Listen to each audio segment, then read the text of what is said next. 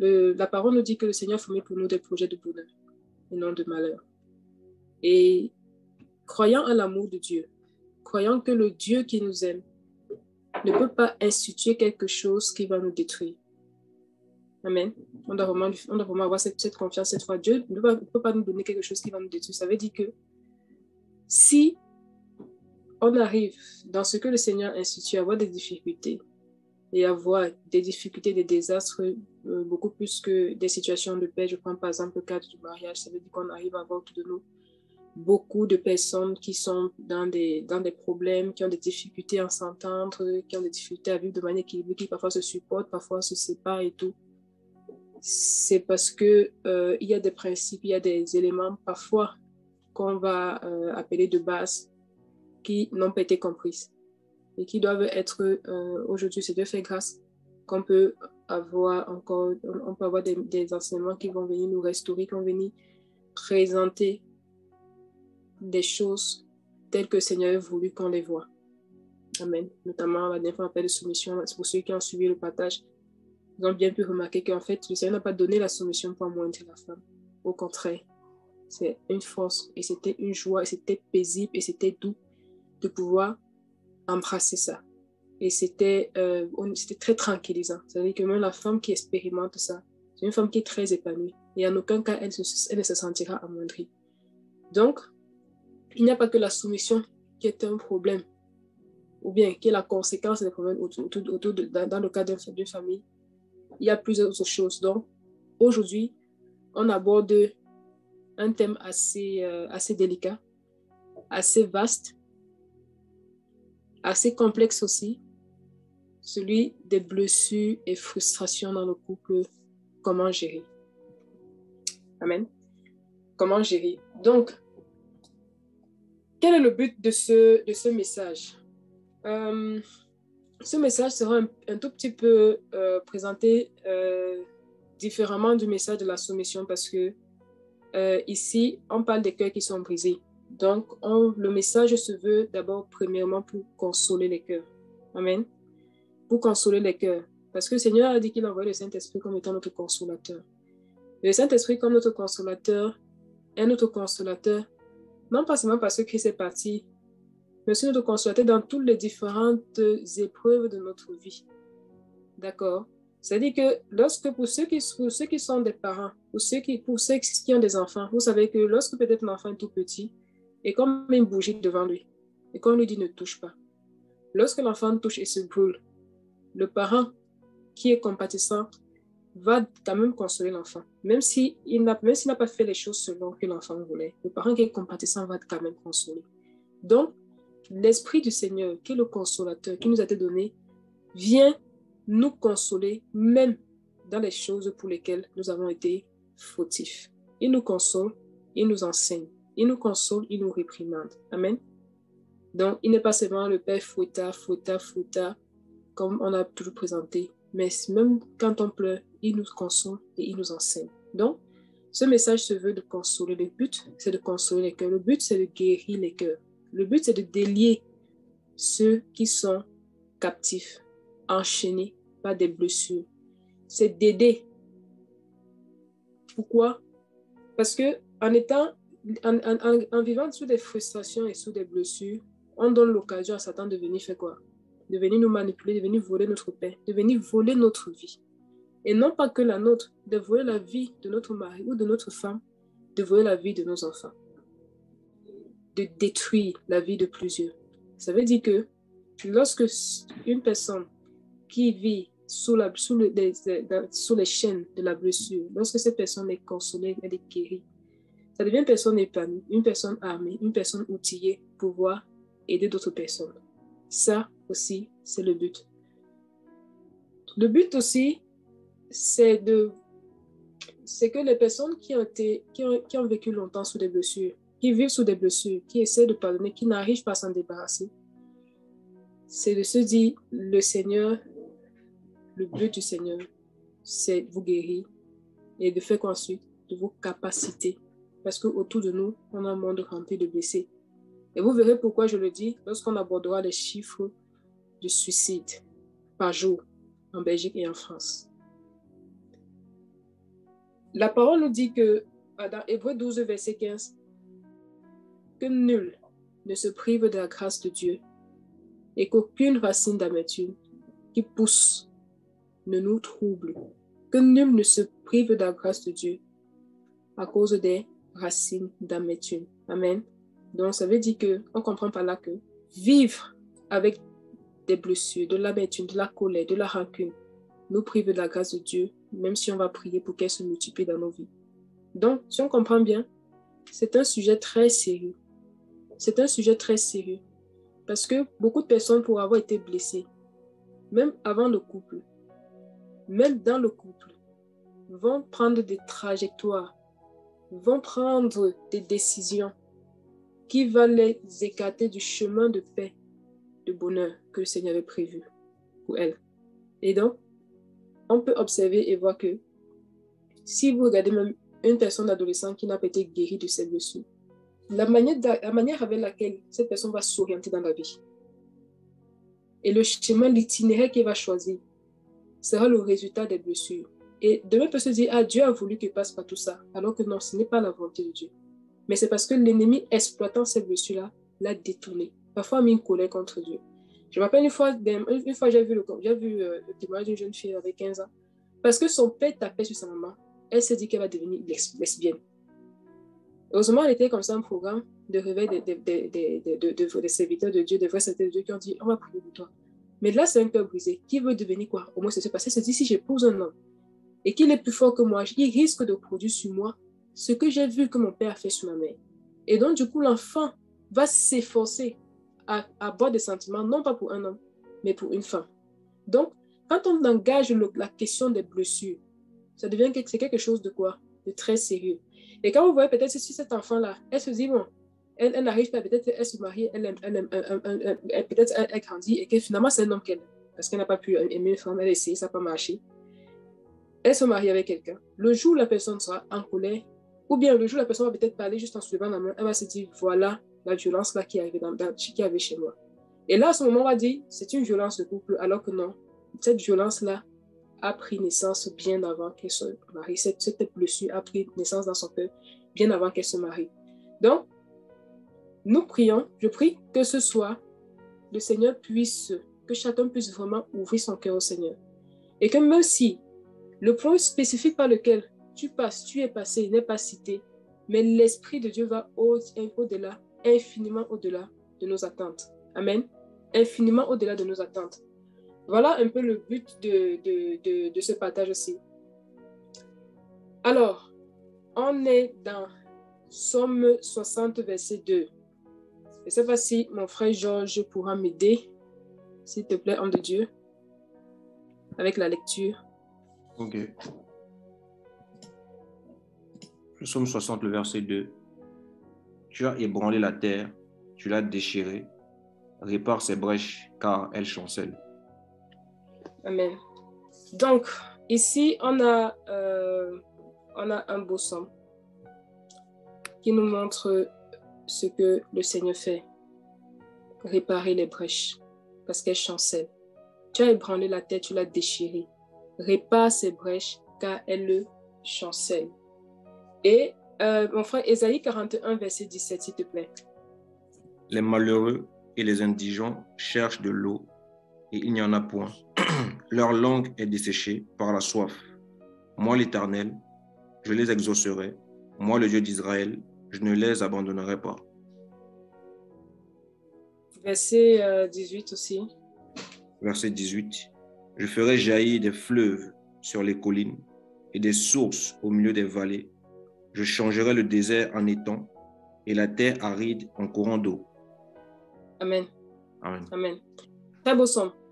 Très beau passage du prophète Ésaïe, très beau passage du prophète Ésaïe. Et avant d'attaquer dans le vif du sujet, j'ai voulu aussi partager ça comme étant un message d'espoir, un message d'espérance. Amen. Donc la parole dit, les affligés, les pauvres cherchent de l'eau, mais il n'y en a pas. Leur langue est desséchée par la soif, mais moi Yahweh, je répondrai à leur prière. Moi, le Dieu d'Israël, je ne les abandonnerai pas. Je ferai jaillir des fleuves sur les hauteurs et des fontaines au milieu des vallées. Je ferai du désert des étangs d'eau et de la terre sèche des sources d'eau. Alors ça, c'est un message d'espoir qui nous est tous dirigé. Parce que la terre a été ébranlée, déchirée. Et la parole nous dit dans le Somme 60, verset 2 ou verset 4, selon les versions, répare ses brèches. Alors comment est-ce que le Seigneur répare ses brèches? Il dit, je ferai du désert des étangs d'eau. Je ferai du désert des étangs d'eau. Si aujourd'hui, ta vie, tu la regardes, tu la trouves déserte, tu la trouves désertique, tu vois que tu ne portes pas les fruits qu'il faut. Tu veux porter les fruits qu'il faut dans ton couple. Tu veux que ton couple ait des sources d'eau vive et que tu vois que ton couple actuellement est un lieu de désert, est un lieu de difficulté, est un lieu de souffrance. La parole dit, je ferai du désert des étangs d'eau. C'est une promesse. Je ferai du désert des étangs d'eau. Parce que quoi? Parce qu'il y avait une condition avant. C'est que les affligés et les pauvres cherchent de l'eau. Mais ils n'ont pas trouvé de l'eau. Ils n'ont pas trouvé de l'eau parce que c'était désertique. Mais si tu t'accroches sur la parole, mais si tu gardes espoir, mais si tu crois, le Seigneur dit, je ferai du désert des étangs d'eau. Je ferai de ton couple un étang d'eau. Un étang d'eau. Est-ce que c'est possible? Oui. Le Dieu d'Israël a ressuscité Lazare après 4 jours passés dans la tombe. Lorsqu'il n'y avait plus espoir, lorsque tout le monde disait c'est fini, le Seigneur dit, ne t'ai-je pas dit que si tu crois, tu verras ma gloire. Si tu crois, tu verras ma gloire. Avant de continuer, c'est important. Si on n'a pas cette foi que la parole du Seigneur qui nous est donnée peut produire en nous des étangs d'eau, on écoutera cette parole comme étant des auditeurs oublieux. C'est pourquoi je vais demander à chacun de vraiment disposer son cœur encore, de vraiment être attentif et de vraiment écouter en disant, Seigneur, donne-moi une capacité. Seigneur, transfère-moi quelque chose. Je veux recevoir quelque chose qui va faire que ce que je vis actuellement comme désert, comme sécheresse, où je ne vois pas ta gloire, je ne vois pas la joie que tu as promis, je ne vois pas le bien que tu as mis à l'intérieur. Seigneur, de dire, tu dis que tu es capable de changer un désert. C'est parce que vous avez vu le désert, comment c'est sec, comment c'est déshydraté, comment c'est ensoleillé, comment c'est difficile, comment c'est assoiffant. Et le Seigneur dit, ce désert-là peut devenir un étang d'eau. Il dit, moi, Yahweh, je répondrai à leurs prières. Parce qu'en cherchant de l'eau, ils n'ont pas cessé de lever à Dieu des prières d'un cœur sincère. Ils n'ont pas cessé de lever à Dieu des prières. Il dit, je ferai jaillir des fleuves sur les hauteurs. Les hauteurs, c'est le lieu de l'intimité. Parce que dans l'intimité, le Seigneur en reçoit.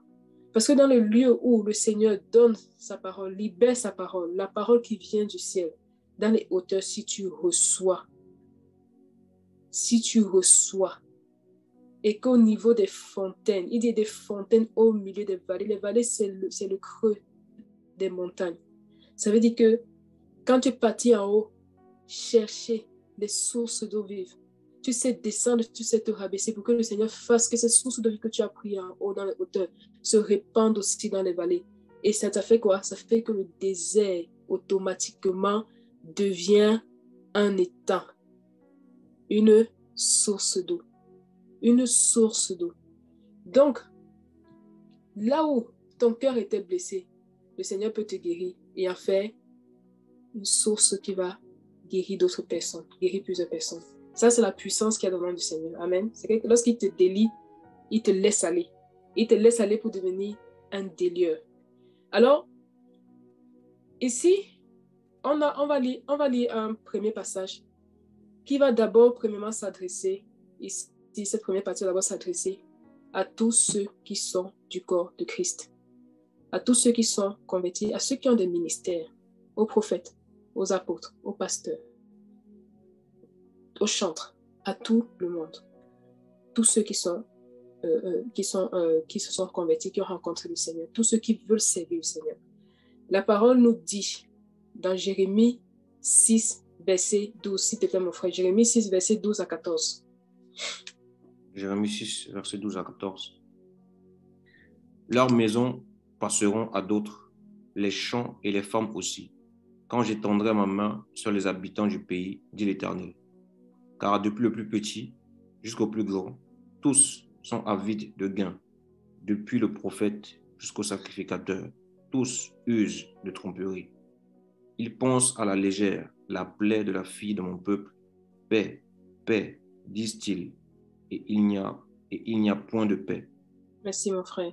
Donc, avant de continuer d'attaquer le vif des sujets avec les blessures, les différents types et tout,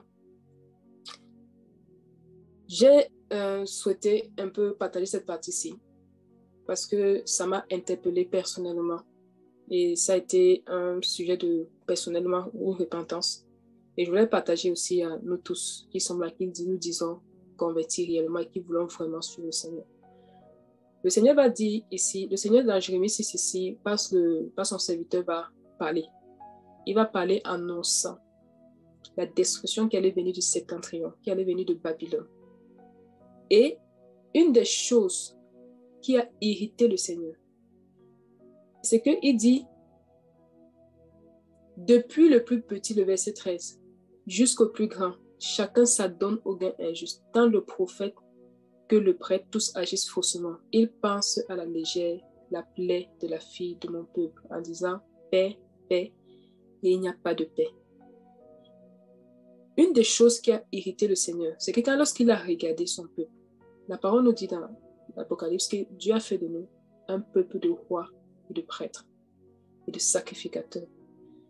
Et lorsqu'on va nous parler de prophète, l'une des définitions du prophète, c'est celui qui parle poussé par Dieu. C'est une personne qui va expliquer les songes. C'est une personne qui, parlant poussé par Dieu, va amener les gens au salut. Le but, c'est d'amener les gens au salut. Mais le Seigneur a regardé attentivement. Il a examiné attentivement. Le prophète, tous les ministères, les chantres, tous ces enfants il a fait des prêtres et des sacrificateurs, des prêtres et des rois. Le Seigneur regarde et dit chacun s'adonne au gain injuste. Chacun s'adonne au gain injuste. Chacun cherche son propre intérêt. Traduit dans notre version. Chacun cherche son propre intérêt. Ça veut dire quoi?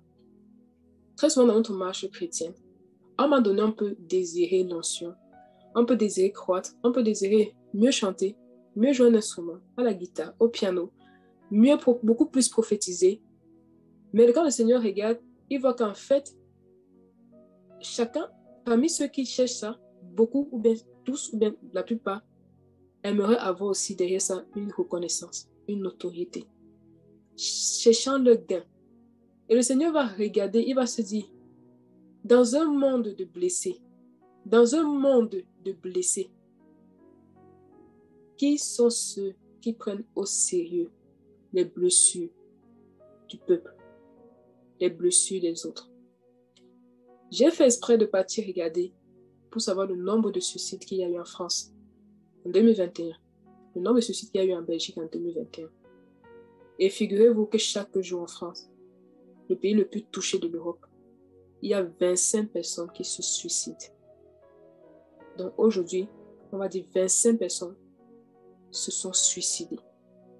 On ne met pas parmi les États ceux qui s'euthanasient, ceux qui se suicident, qui mettent fin à leur vie. 25 personnes en France, 6 personnes par jour en Belgique. 25 personnes en France chaque jour se suicident, se pendent, se droguent, se mutilent. Qu'est-ce qui pousse à ça? On va dire les démons. Les démons exploitent quoi? Les blessures. Les démons exploitent les blessures. Et le Seigneur regarde. Il dit, je vois le prophète. Il dit, je vois le sacrificateur. Je les vois exercer. Mais quand j'examine le cœur, je les examine en profondeur, je vois qu'ils cherchent quoi? Chacun cherche son intérêt. Chacun cherche son intérêt. Ils pensent à la légère. Pensez ici, c'est Rapha qui veut guérir. Ils guérissent. Ils essaient quand même de guérir. Mais ils guérissent quoi? À la légère. À la légère, ça veut dire de manière rapide. Vite fait. Ils guérissent vite fait la plaie de la fille de mon peuple. Et ensuite, qu'est-ce qu'ils vont dire? Ils vont dire shalom. Comme on aime bien dire entre nos frères. Shalom, ça va, ça va. Shalom, shalom, shalom, shalom. Mais le shalom que tu envoies, la paix que tu proclames dans sa vie, est-ce que tu t'es rassuré? Ne serait-ce que dans les prières. Ne serait-ce qu'avec un regard observateur. Tu dis, Seigneur, est-ce que vraiment dans la vie de mon frère ou de ma soeur, il y a un shalom? voyez que si les enfants de Dieu étaient préoccupés par cet appel-là, de guérir les cœurs brisés. Je vous assure, beaucoup ne se suicideraient pas aujourd'hui. Parce que tous ceux qui se suicident là ont côtoyé des vrais enfants de Dieu. Un jour, ils ont rencontré des vrais enfants de Dieu. Un jour, ils ont rencontré des vrais enfants de Dieu. Il y a 25 personnes par jour qui vont brûler en enfer pour l'éternité, ayant côtoyé des enfants de Dieu. Et ça a irrité le Seigneur. Ça a irrité le Seigneur à un point où il a dit au verset 12, et leurs maisons passeront à d'autres. Et leurs maisons passeront à d'autres. Et ce que tu as bâti, et les champs, et leurs femmes aussi, l'œuvre que tu as fait, ça passera à d'autres personnes. Je vous assure, ça passera. Regardons beaucoup de ministères qui ont bien commencé, qui avaient le foudroiement dans la main. Vous allez voir qu'à un moment donné, le Seigneur fait quoi? Il retire le sceptre, il donne à d'autres personnes. Il donne à une personne qui a la compassion dans le cœur. Le Seigneur va toujours passer. Il va passer ça. Et leur maison sera à d'autres. Donc, ceci c'est vraiment pour exhorter tout le monde, pour qu'on prenne conscience. Et j'ai davantage pris conscience en travers ce thème, je vous assure. Quand j'ai abordé ce thème, je crois que c'est ce que le Seigneur me dit. Si un homme frappe sa femme, voilà ce qu'elle doit faire. S'il insulte, voilà ce qu'elle doit faire. Ça, c'est ce à quoi je m'attendais. Mais quand le Seigneur commençait à m'enseigner profondément ce thème, moi-même, j'ai dû beaucoup me repentir de la légèreté avec laquelle on se pense les problèmes des gens. Je vais donner quelques exemples pour être plus précises. Parfois, on peut avoir autour de nous des frères et sœurs qui parlent un peu de leur enfance, disent « Moi, j'ai été beaucoup maltraitée. » Parfois, on peut dire « oui, on en rit comme ça. » Mais parfois, ces personnes-là croient qu'elles sont guéries parce qu'elles ont juste parlé. Mais comment est-ce que tu verras qu'elles ne sont pas guéries? C'est que la blessure a défini une trajectoire dans leur vie. Même professionnellement. Beaucoup sont des professions qui n'ont pas voulu. Pourquoi? Parce que, étant blessé, voulant prouver quelque chose à quelqu'un, ça définit une trajectoire. Beaucoup de personnes sont dans les rues prostituées. Pourquoi? Beaucoup d'enfants sont dans les rues. Pourquoi? Parce que la blessure a défini une trajectoire. A défini une trajectoire. Pourtant, dans les lieux où ils sont, il y a beaucoup de chrétiens qui vont faire les courses, beaucoup de chrétiens qui vont marcher, beaucoup vont faire les marches, on va les voir. Mais qui s'arrête pour penser leur plaie? Qui s'arrête pour penser leur plaie? Qui s'arrête pour penser avec sérieux leur plaie?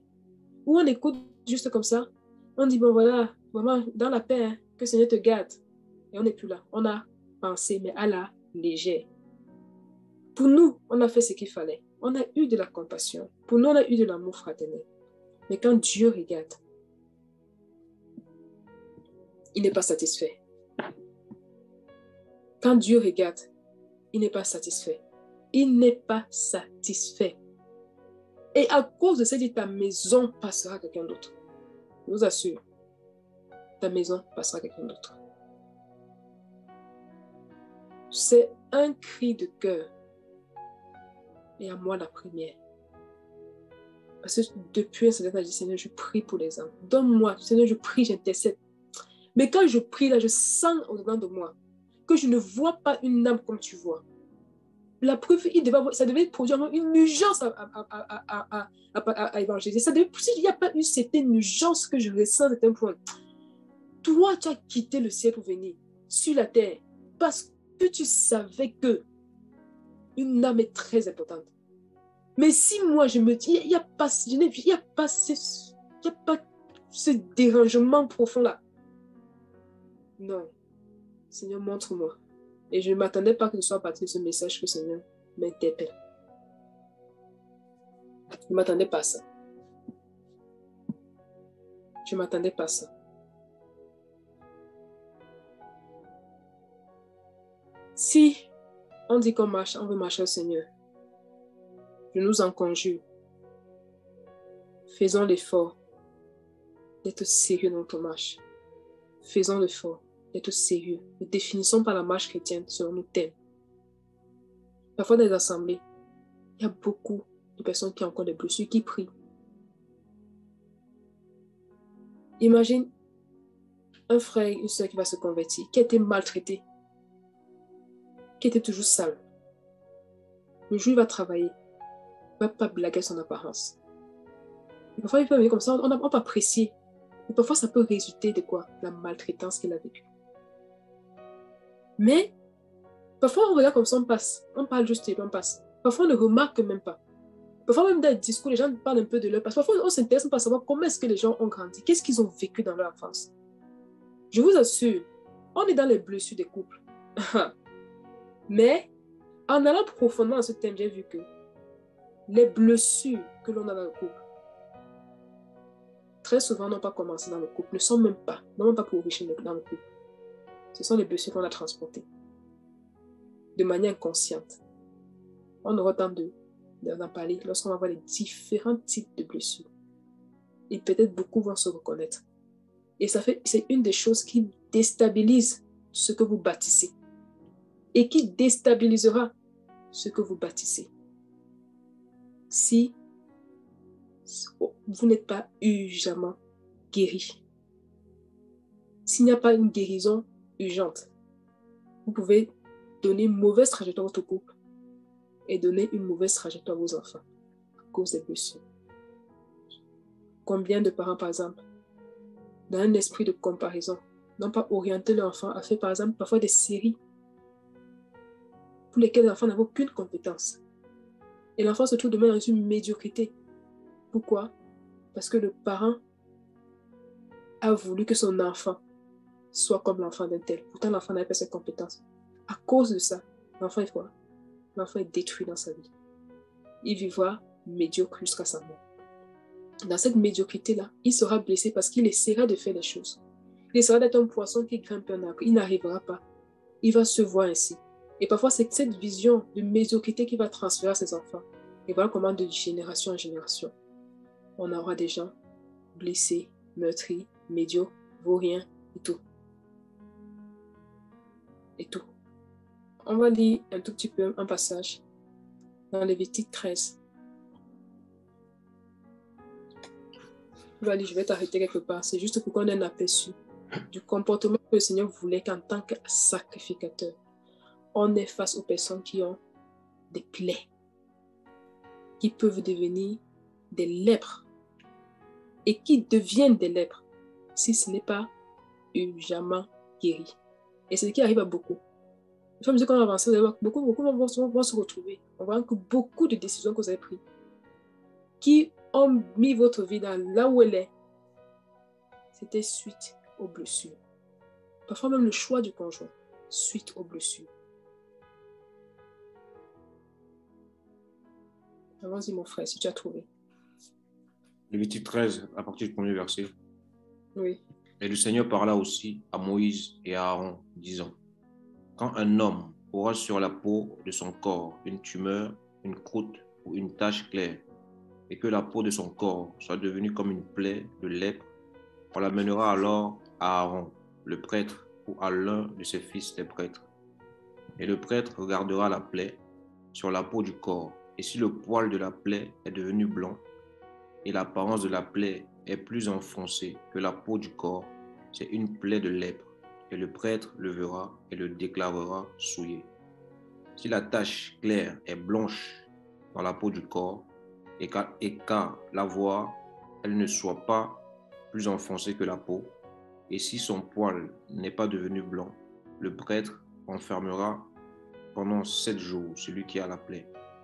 Verset 5.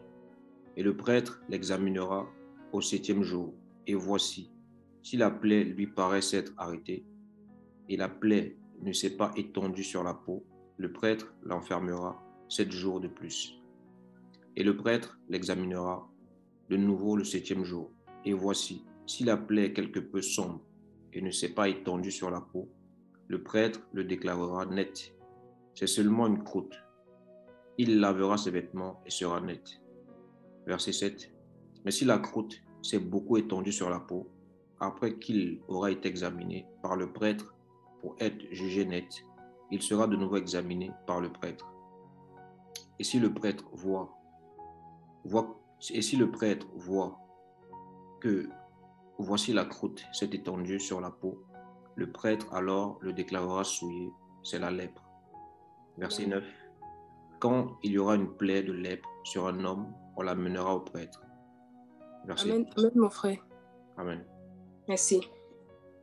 Donc, on va pas commenter ce chapitre en détail sur tout, hein. Mais je voulais attirer notre attention en prenant ce passage-ci sur la manière avec laquelle le Seigneur voulait qu'on examine une plaie. Parfois, juste une dartre. Parfois, juste une simple tache blanche. Et si celui qui la portait, si ça ne séchait pas, si ça n'était pas guéri, ça devenait une plaie. Le Seigneur n'a pas dit une plaie qui va juste ronger, s'agrandir, je ne sais pas trop quoi. Quelles sont les complications des plaies que le personnel médical peut nous donner. Mais il a parlé de plaie de lèpre.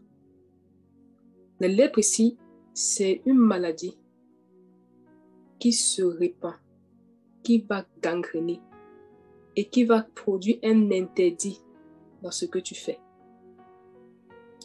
Et si quelqu'un qui est venu à Christ n'est pas guéri profondément de ses blessures, même l'œuvre qu'il fera pour le Seigneur sera contaminée par la lèpre. La preuve, c'est que quand on lit tout ce passage, et au chapitre 14, lorsque celui qui avait la lèpre est examiné, même le collier qu'il portait devait être examiné, même le vêtement qu'il portait devait être examiné. Ça veut dire que tout ce qui est en contact avec ta lèpre, tout ce qui est en contact avec la prise de décision que tu as fait sous blessure devait être examiné. Ça devait être examiné. C'est pour ça que Paul a dit, ne vous y trompez pas, les mauvaises compagnies corrompent les bonnes mœurs. C'est-à-dire qu'une bonne mœurs qui a fréquenté une mauvaise compagnie et qui s'en est séparée, parfois tu te sépares mais ayant pris la sémence. C'est pas ça vous est arrivé.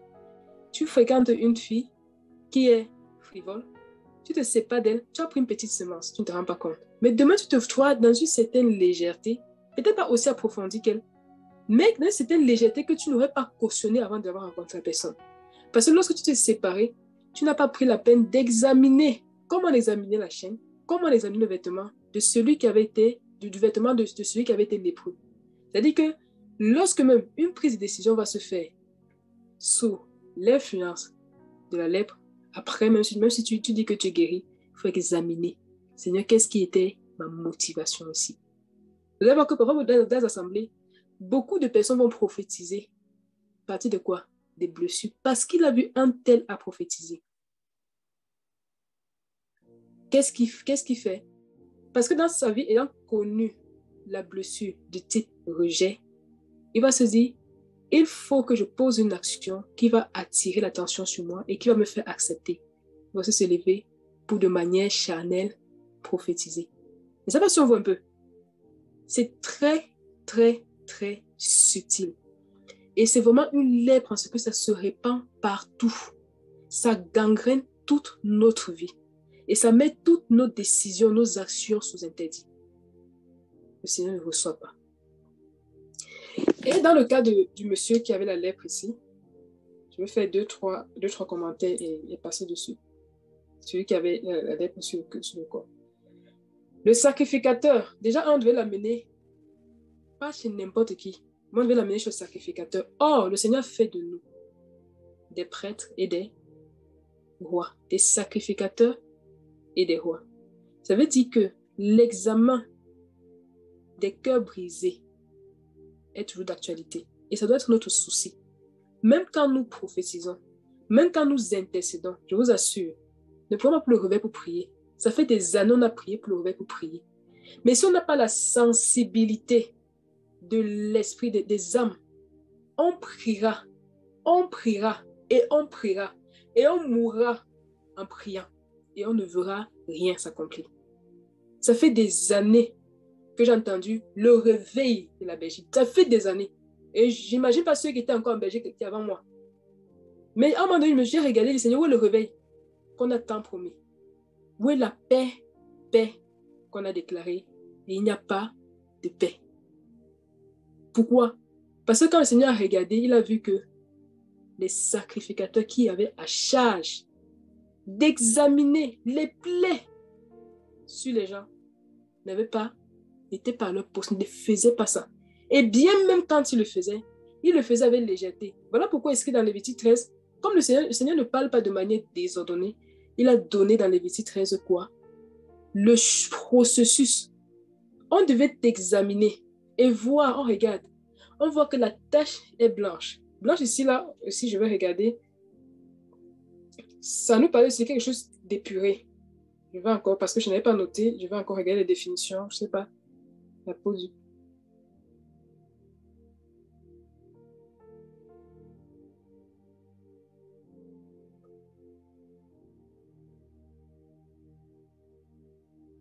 Voilà. Donc, blanc vient de Laban.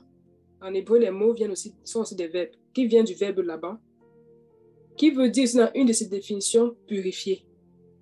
Ça veut dire ici là que c'est quelqu'un, par exemple, qui dit, moi, je suis guéri de la blessure qu'on m'a faite. Je suis guéri. Et même quand cette plaie de lèpre va paraître blanche, qu'est-ce qu'on va faire? Il devait tout de même quand même être examiné. On dit, si le poids de la plaie est devenu blanc et que la plaie paraisse plus profonde, ça c'est... le sacrificateur examinera la plaie sur la peau du corps. Si le poil de la plaie est devenu blanc, et que la plaie paraisse plus profonde que la peau du corps, c'est une plaie de lèpre. Le sacrificateur l'examinera. Le sacrificateur qui aura fait l'examen déclarera cet homme impur. S'il y a sur la peau du corps une tache blanche qui ne paraisse pas plus profonde que la peau et que le poil ne soit pas devenu blanc, le sacrificateur enfermera pendant 7 jours celui qui a la plaie. Le sacrificateur l'examinera le 7e jour. Deuxième examen. Si la plaie lui paraît ne pas avoir fait de progrès et ne pas s'être étendu sur la peau, le sacrificateur l'enfermera encore quoi? Une seconde fois pendant 7 jours. Et après ça, il fera un 3e examen. Le sacrificateur l'examinera une seconde fois le 7e jour. Si la plaie est devenue pâle et ne s'est pas étendue sur la peau, le sacrificateur le déclarera quoi? Pur. Waouh! C'est comme ça que le Seigneur veut qu'on pense les plaies des gens. C'est-à-dire que lorsqu'on a même parlé aux gens, on peut revenir encore pour dire, mon frère, ma soeur, on avait discuté la dernière fois. À quel niveau tu es? À quel niveau tu es?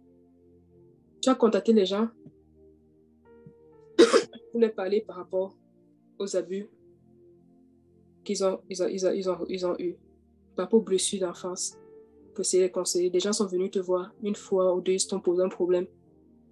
Et après, est-ce que tu as encore pris quand même le temps après de retourner vers ces personnes pour dire, je veux savoir où vous en êtes? Est-ce que tu as encore pris ce temps-là? Si tu n'as pas pris ce temps-là, tu as pensé la plaie à la légère. Et tu n'as pas fait quelque chose qui réjouit le Seigneur. Bien que, à ton avis, tu as fait quelque chose qui réjouit le cœur du Seigneur. Tu as pensé la plaie à la légère.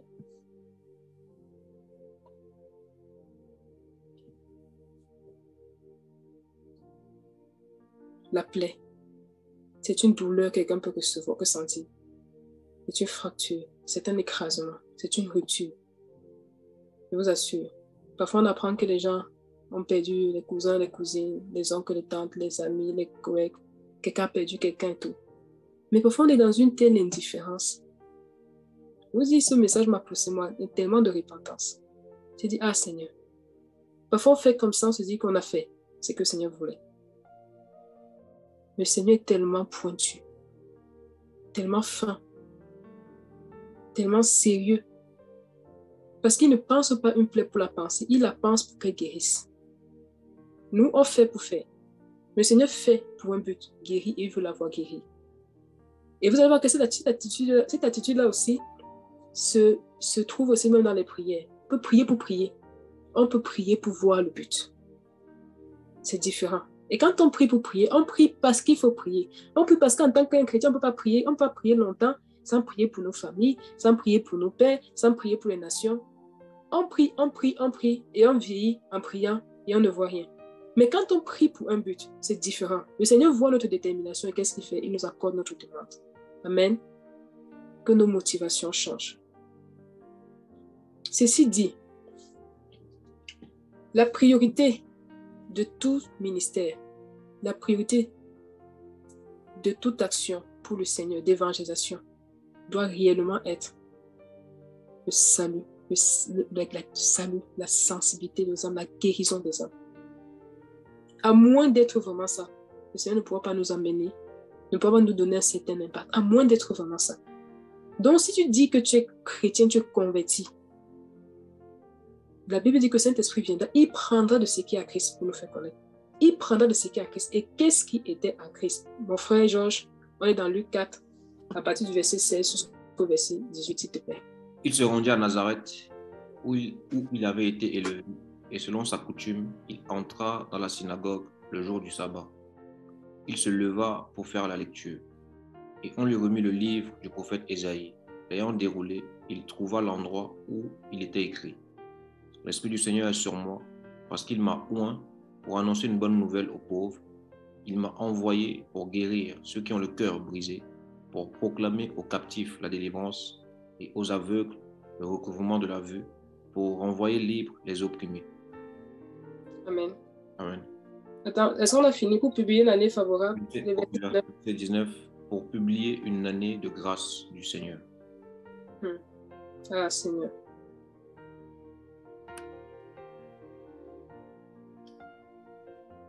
Ah, Seigneur, la parole. Donc, dans Luc 4, on nous parle de quelque chose d'absolument magnifique que nous aimons tous, les chrétiens qui aiment l'huile, qui aiment l'onction. Amen. Dans Luc 4, le Seigneur est parti au désert. Et pendant 40 jours, il va jeûner, il sera dans l'intégrité. Il va vaincre Satan, qui va le tenter jour et nuit. Et à la fin de son jeûne, la parole nous dit que le Seigneur est sorti de là revêtu. Comme on aime, l'onction. Et l'onction pour chasser les démons. Jésus revêtu de la puissance de l'Esprit. Là, c'est le verset 14. Retournant en Galilée, sa renommée se répandit dans tout le pays d'alentour. Il enseignait des synagogues, il était glorifié par tous. Je bénis vraiment le Seigneur pour la parole. Les Écritures sont vraiment écrites de manière totalement pensée. C'est vraiment un chef-d'œuvre. Je vous assure, c'est un chef-d'œuvre.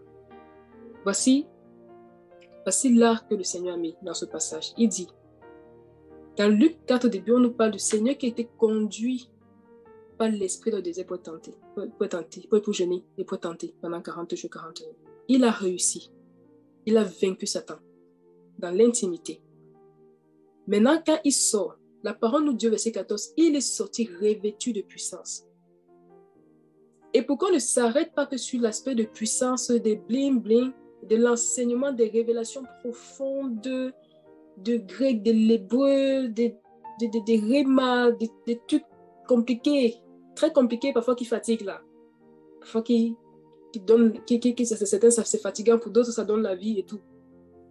Il va donc nous dire tout de suite que, en fait, la puissance que vous voyez sur moi là, voici le but.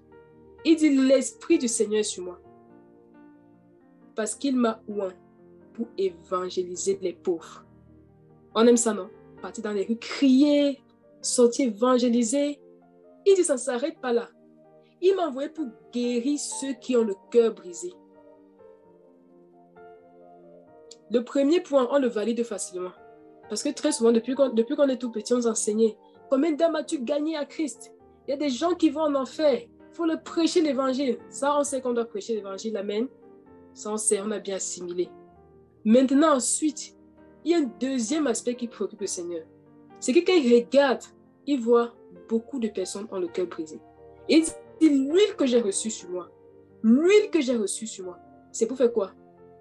Pour guérir ceux qui ont le cœur brisé. Pour guérir ceux qui ont le cœur brisé. Et il a dit au début de son ministère. Et ça, j'ai compris que guérir ceux qui ont le cœur brisé, ça va être une préoccupation du début du ministère. Du début du ministère. Ça va être la motivation pour laquelle on s'en va même évangéliser. C'est pas parce qu'en tant que chrétien, on veut remplir un cahier de charge, on veut remplir un devoir, que Dieu voit qu'on a le souci des âmes. Mais très souvent, si ces âmes nous posent des problèmes, Est-ce qu'on est encore revenu pour savoir est-ce que la solution qu'on leur a donnée les a vraiment aidés jusqu'au bout? Est-ce qu'ils se sont sortis? Est-ce que c'est bon? Est-ce que c'est bon? L'Esprit du Seigneur, l'huile que j'ai, par lequel on m'appelle pasteur, apôtre, prophète, chantre, diacre, évangéliste, tout ça. Il dit, un des buts là, c'est que quand je regarde ceux qui ont le cœur brisé, je m'en vais les guérir. Quand elle a dit guérissez les malades, on a vu les cancéreux, les diabétiques, les amputés, les épileptiques, c'est bien. Mais il y a une maladie qui fait que les gens n'ont pas de maladie physique. Ils prennent la force qu'ils ont et s'en vont mettre fin à leur vie. 25 personnes par jour. Donc aujourd'hui, c'est comme ça. On compte 1, 2, 3, 10, 15, 20, 25 personnes ont mis fin à leur vie. Vous vous rendez compte? Le pays le plus touché de l'Europe, la France. Mes frères, allons en guerre contre ce chiffre-là. Allons en guerre contre ce chiffre-là. On ne peut pas admettre ça. 25 personnes par jour. 25 personnes par jour se suicident. Seulement en France. 25 personnes par jour. Je vous assure. Et parfois on passe tout le temps à prier. Ah Seigneur.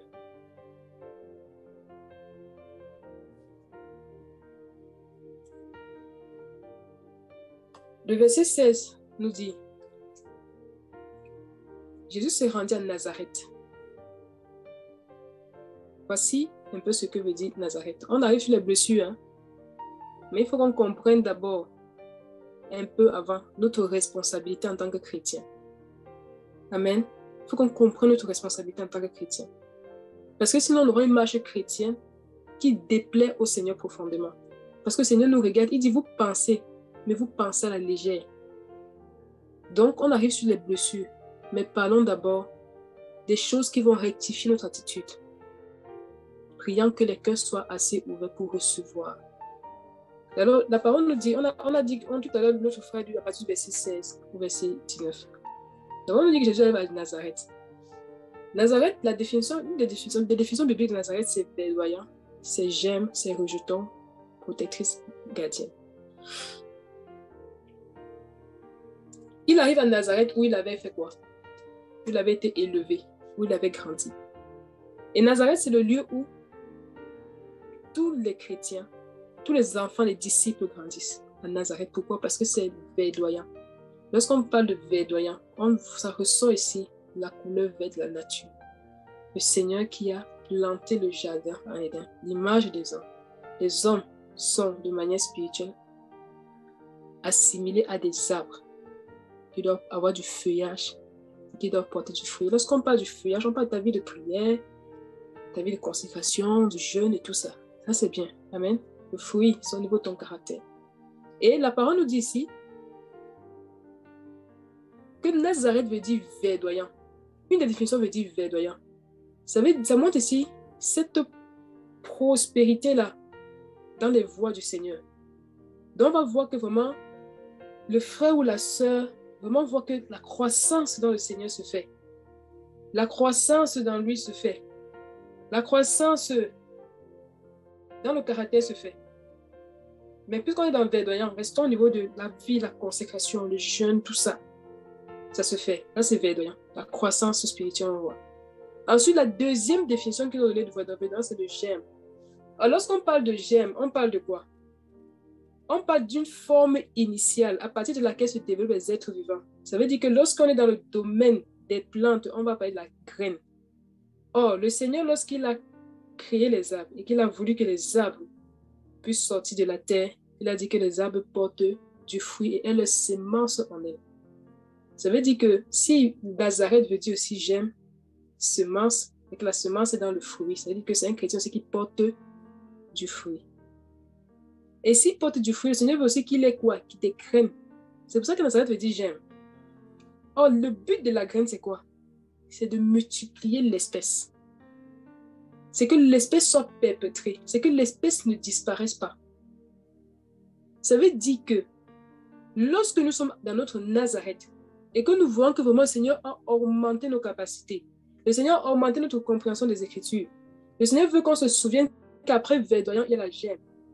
Et donc, quand on parle de gemme, ça veut dire que tu dois aussi avoir le souci de faire quoi? Que ce que tu as reçu, que le shalom que tu as reçu, que la vie que tu as reçue, que la connaissance que tu as reçue, que cette connaissance puisse être dupliquée, puisse être sémée dans quelqu'un. Et j'ai beaucoup aimé l'intelligence du Seigneur lorsqu'il a mis la graine dans le fruit. Pourquoi? Parce que lorsqu'on va sous un arbre, on cueille le fruit. Or, le Seigneur a voulu que celui qui cueille le fruit, lorsqu'il va goûter, il va dire, cette orange-ci est justeuse. Il va trouver à l'intérieur du fruit qu'il a cueilli la semence pour partir lui-même reproduire l'espèce. Amen. Ça doit être ça notre souci. Ça doit être ça notre souci. Ça doit être ça notre souci. Le Seigneur dit dans Jean 15, je ne vous appelle plus mes esclaves, mais je vous appelle mes amis parce que tout ce que j'ai appris du Père, je vous ai fait connaître. Tout ce que j'ai appris du Père, je vous ai fait connaître. Le but ici, là, de prophète sacrificateur, ce n'est pas de parler pour que les gens voient qu'il a la connaissance, mais c'est que ce qu'il a reçu comme vie, comme paix, comme guérison, qu'il ait le souci de dire, j'ai la gemme, je veux donner à quelqu'un. Je veux donner à quelqu'un. Je veux donner à quelqu'un. Ça, c'est Nazareth. Dans la parole, nous dit que Jésus a grandi à Nazareth pour nous montrer quoi? Pour nous montrer si l'intention de Nazareth. L'intention d'avoir grandi à Nazareth, là, ce but, c'était quoi?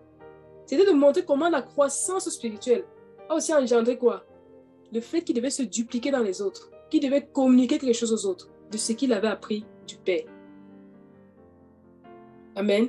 C'est pourquoi plus on appelle les disciples les chrétiens.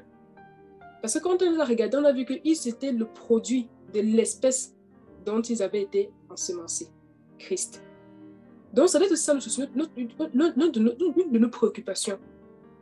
Ok, avant, j'ai été maltraité, j'ai été blessé, j'ai pardonné. Seigneur, à qui est-ce que je peux communiquer ça? Le monde est rempli de brisés. Si 25 personnes se suicident chaque jour, j'imagine même pas aux États-Unis, je vais même regarder le chiffre des États-Unis. Je ne sais pas si quelqu'un peut peut-être regarder ça sur Google et nous dire un message. Regardez un peu le chiffre, parce que là-bas, là, c'est grave. Quelqu'un se lève un matin, il prend une arme et fusil. Il se lève un matin, il prend une arme. Il tue tout le monde. Est-ce qu'on peut réaliser le nombre de blessés qu'il y a dans le monde? Je vous assure. Le Seigneur regarde ça. Il nous voit à côté, on prie, on prie, on prie. N'étant pas soucieux de nos plus proches, de nos voisins. Parfois qu'ils sont dans la dépression. Brisés. Brisés. Et on est là, on monte en prière, on monte en jeûne, on monte, on monte, on monte. L'arbre est de plus en plus vert, comme le figuier stérile.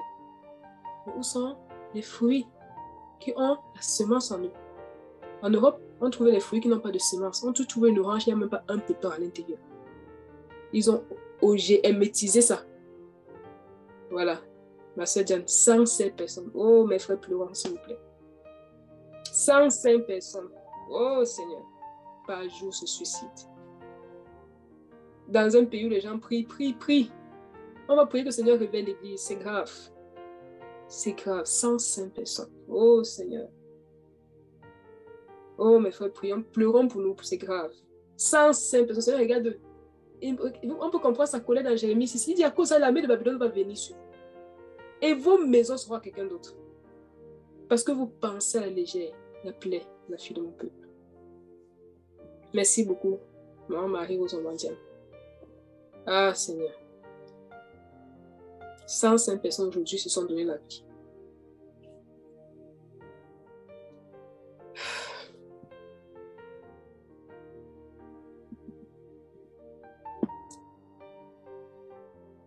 Donc, c'est terrible. Il y a un autre mot que je voulais dire. Vraiment, la traduction, que le Seigneur nous fasse grâce au moment, qu'on apprenne même. Quand il dit, je ne vais pas aller sur les autres, et le verset 19 dit, pour publier une année favorable du Seigneur. Alors, ceux qui regardent le mot publier ici, là, ça parle d'être un héros. Être un héros. Et quelqu'un qui est devant sur la scène pour proclamer. Pour publier, c'est trop faible. C'est trop faible. C'est trop faible. L'Esprit du Seigneur sur toi, pour que tu deviennes un homme de réveil. L'Esprit du Seigneur sur toi, pour que tu deviennes un homme de réveil. Amen. Un héros, un officier dont les fonctions étaient la transmission des messages et les proclamations solennelles. La transmission des messages. C'est un gars de l'armée. Et je vais vous dire une chose aussi qui m'a regardez pourquoi est-ce que l'église de nos jours ne plaît pas forte, elle n'est pas influente. Pourquoi? Parce que le Seigneur s'appelle le chef des armées. Et dans l'armée du Seigneur, il y a beaucoup de blessés. Maintenant, je pose la question, qu'est-ce qu'on peut faire en guerre avec une armée blessée? Une armée remplie de blessés. Quelle guerre est-ce qu'on peut remporter? C'est-à-dire que même dans les petits groupes, les petits cellules que nous sommes là, cherchons à nous penser, cherchons à nous guérir profondément. Cherchons à nous guérir profondément. C'est pour ça que on peut comprendre, non? Pourquoi on peut prier, on se évangéliser, on fait des trucs, il n'y a pas beaucoup de fruits. Parce que spirituellement, on est des blessés. Parce que la guerre ne se passe pas physiquement, parce que physiquement tu es en forme, que ça veut dire que spirituellement tu es en forme. Et maintenant, imaginez maintenant un groupe de frères, de 10 personnes, sortent pour évangéliser. Mais spirituellement, là, il y a 7 qui sont blessés. Il y a 7 qui sont blessés. Quel est le combat qu'ils vont remporter? Dites-moi.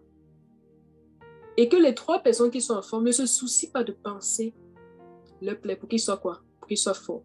Pour qu'à leur tour, ces 10 personnes vont pouvoir penser, vont pouvoir gagner d'autres personnes et penser leur blessure, et gagner d'autres personnes et penser leur blessure. Comme ça, on va s'étendre. Amen.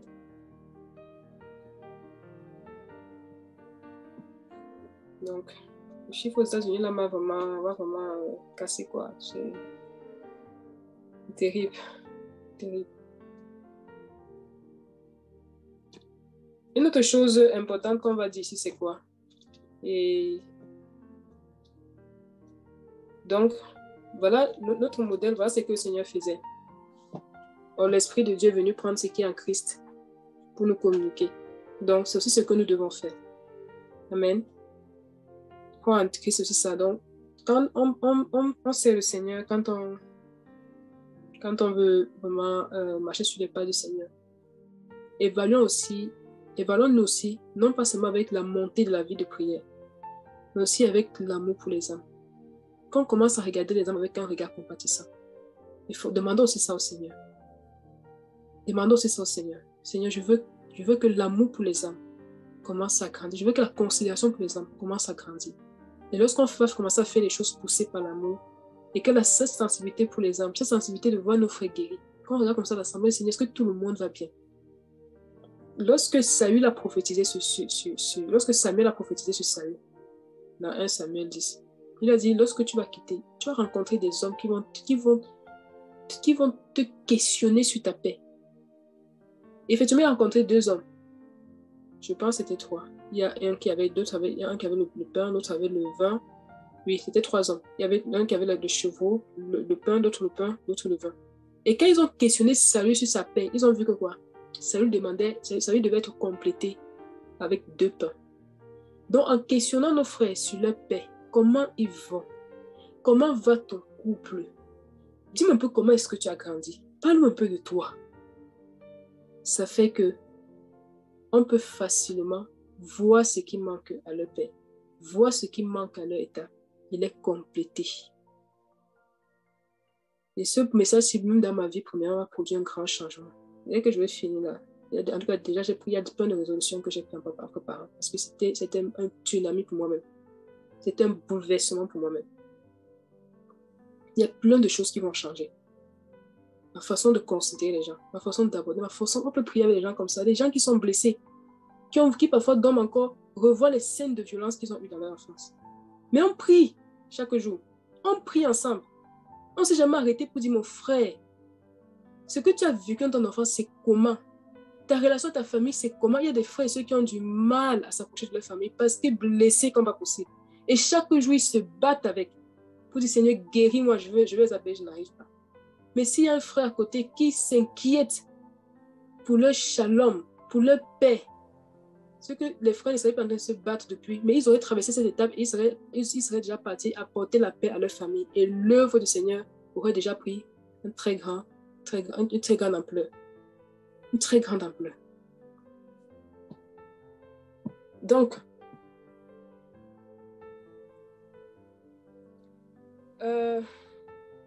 Seigneur, sauve les États-Unis. Donc,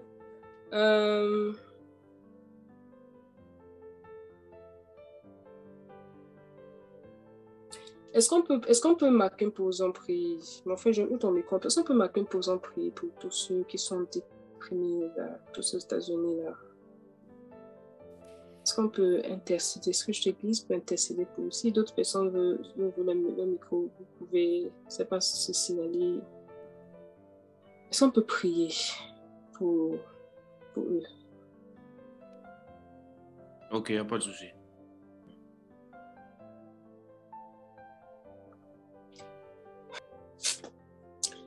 Ok, prions. Florian qui veut se suicider. Un peu pour Florian qui veut se suicider. Florian, c'est qui? C'est un ami, un cousin, un frère, un collègue?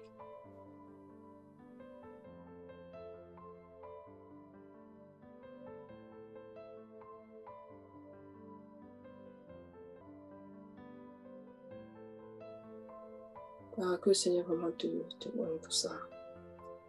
On va prier pour Florian et pour toute autre personne.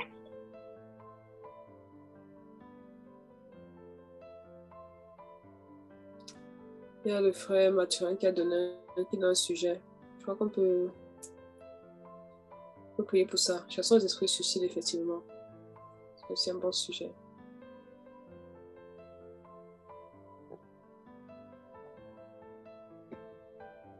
Donc, on va continuer. Alors, une dernière chose qu'on va dire sur Luc 4, 18 pour nous encourager toujours à avoir cet amour-là pour les âmes, c'est que la parole nous dit que le Seigneur a pris le rouleau. Amen. Et on lui donna le rouleau du prophète Ésaïe. On lui donna le rouleau du prophète Ésaïe. Toujours de manière sage, structurée, le Saint-Esprit a voulu qu'on mentionne ce nom-là ici. Parce que aussi ça traduisait une autre vérité. C'est que Ésaïe veut dire le secours de l'Éternel. Le secours de l'Éternel. Le secours de l'Éternel. Or, le prophète ici, c'est celui qui parle pour pousser les âmes au salut. Donc, quand il a pris le rouleau du prophète Ésaïe, ça montrait que le Seigneur est en train ici de dire à toutes les personnes blessées, brisées, qui constamment pleurent, d'autres qui se rappellent de certaines douleurs qu'ils ont vécues dans leur couple ou dans leur enfance, de dire en fait, il y a le secours de l'Éternel. Il y a le secours de l'Éternel. Il y a le secours de Yahweh disponible pour toi. Ce n'est pas la volonté du Seigneur que chaque jour tu pleures pour les choses, les peines passées. Il veut te sortir de là. Parce que dans le message qu'il a donné au prophète Ésaïe, qui est le secours de l'Éternel, il y avait ce message de la guérison. Donc, le rouleau du prophète Ésaïe, le rouleau dans lequel se trouve le secours de l'Éternel. Amen. Que chaque personne qui est brisée, qui a un cœur brisé, se dise avec certitude, avec foi, avec espoir, que dans le Seigneur, il y a le secours. Et ce secours du Seigneur nous est transmis, t'est transmis aujourd'hui.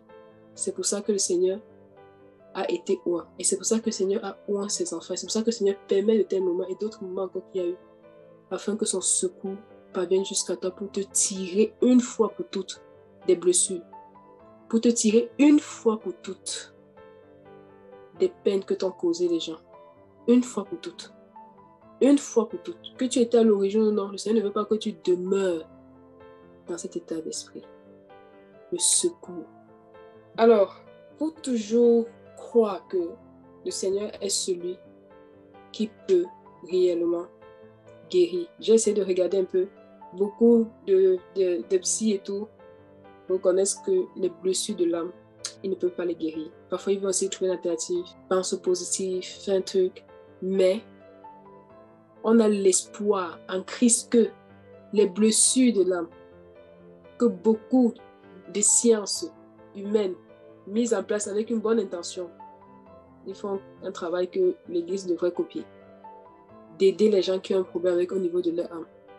Nous, on a cet espoir, on a cette grâce, et on peut remercier le Seigneur que Dieu est capable de guérir.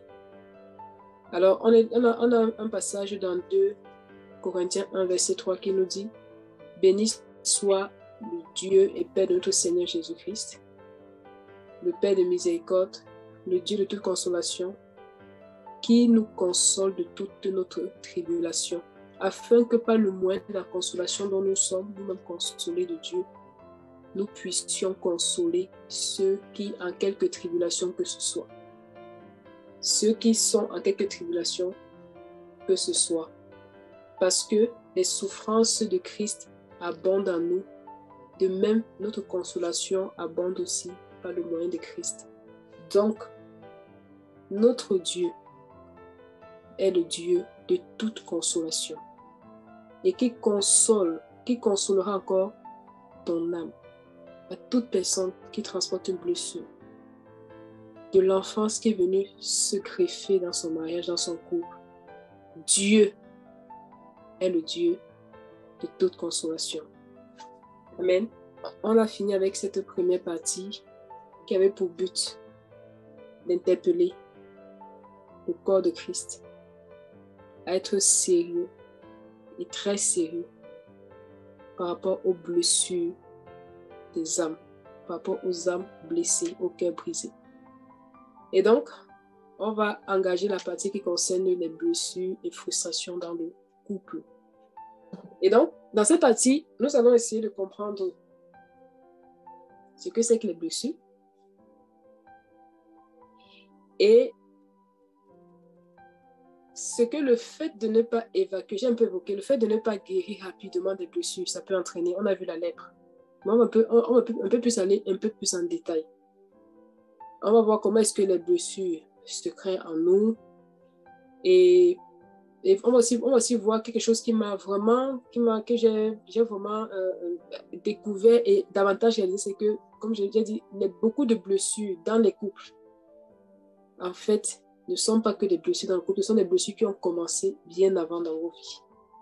Et comme les cœurs n'avaient pas été pensés, ces blessures sont revenues dans votre mariage. Je vais expliquer.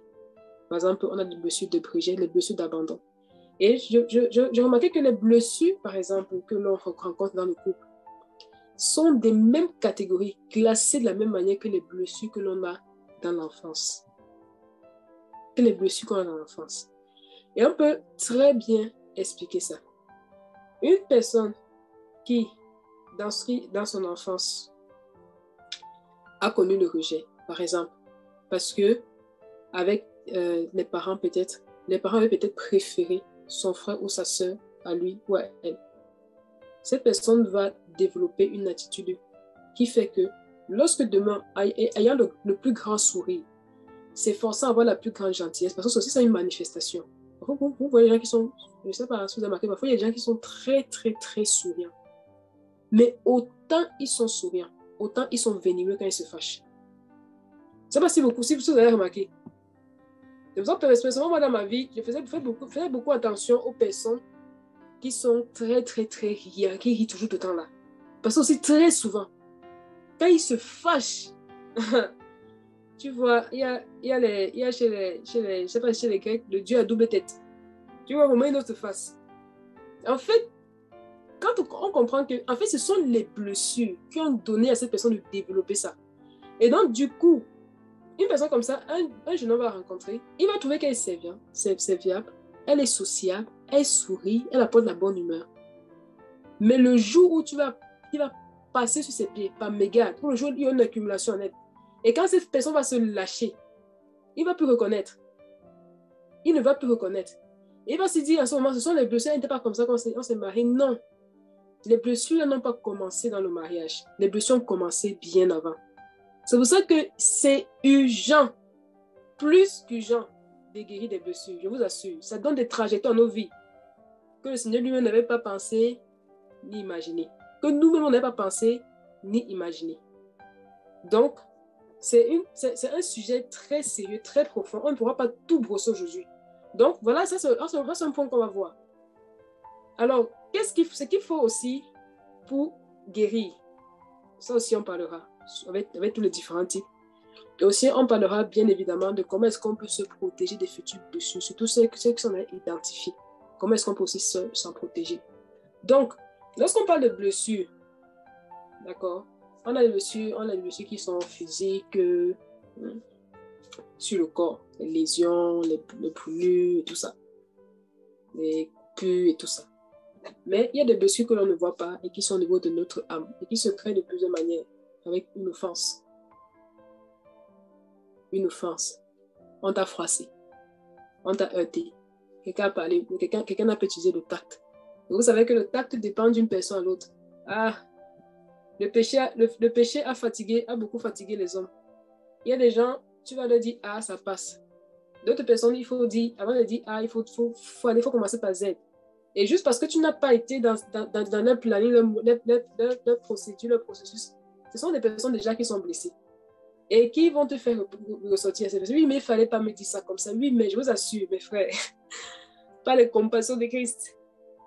Lorsque quelqu'un nous parle, lorsque quelqu'un nous fait une remarque, autant qu'on se dit chrétien, s'il vous plaît, faisons l'effort de ne plus nous arrêter sur les formes. Parce que parfois, la forme va te faire passer à côté du message qu'on voulait te passer. Parfois, on va te dire une vérité. Tu sais que c'est la vérité. Oui, mais il ne fallait pas me dire ça comme ça. En fait, ce qui te blesse, mais ce n'est même pas trop la forme. C'est qu'on t'a dit la vérité. Il faut prendre la vérité qu'on t'a dit là. Tu pars avec. Il faut laisser la forme. Parce que la forme varie d'une personne à l'autre. Ne dis pas que c'est une excuse pour être impoli. Mais très souvent, vous allez remarquer que dans le fait que tu t'arrêtes toujours sur la forme, il ne faut pas me dire ça comme ça. Oui, mais il fallait attendre après pour me dire. Est-ce que ce qu'on t'a dit est vrai? Prends. Parfois, c'est trop d'orgueil qui fatigue les gens, qui nous fatigue. Ça fait que, même au niveau de la communion fraternelle, il fallait me dire ça après. Il ne fallait pas me dire ça comme ça. Il ne fallait pas me dire ça comme ça. Prends ta part dedans là. Pas avec. Amen. On aura moins de problèmes comme ça. Prends ta part, tu pars avec. Donc, laisse un peu trop les formes. Parce que si ça t'aide sur les formes, ça te donne encore des blessures inutiles que tu pouvais t'éviter. Si, quand tu as parlé, tu as seulement dit, ok, Seigneur, je vais prendre ce que tu me dis là et garder. Mais non. Oui, mais il fallait que tu te crées une blessure inutile. C'est vrai que si tu étais simple, si tu étais humble, ce que tu as seulement dit, ok, Seigneur, est-ce que dans ce qu'on a dit, il y a une part de vérité? Ok, je prends et je m'en vais avec. Amen. Donc, être aussi humble et simple, ça nous épargne aussi des blessures. Donc, une blessure aussi peut être une offense qui est due juste à une parole. Dans ta dignité, dans ton honneur, te sens blessé. Oui, mais je suis son mari, il ne va pas me parler comme ça. Pour essayer de parler comme ça, il faut guérir. Amen. Il faut guérir ta blessure. Parce que si tu ne sais pas guérir cette blessure, ça va gangréner ta vie.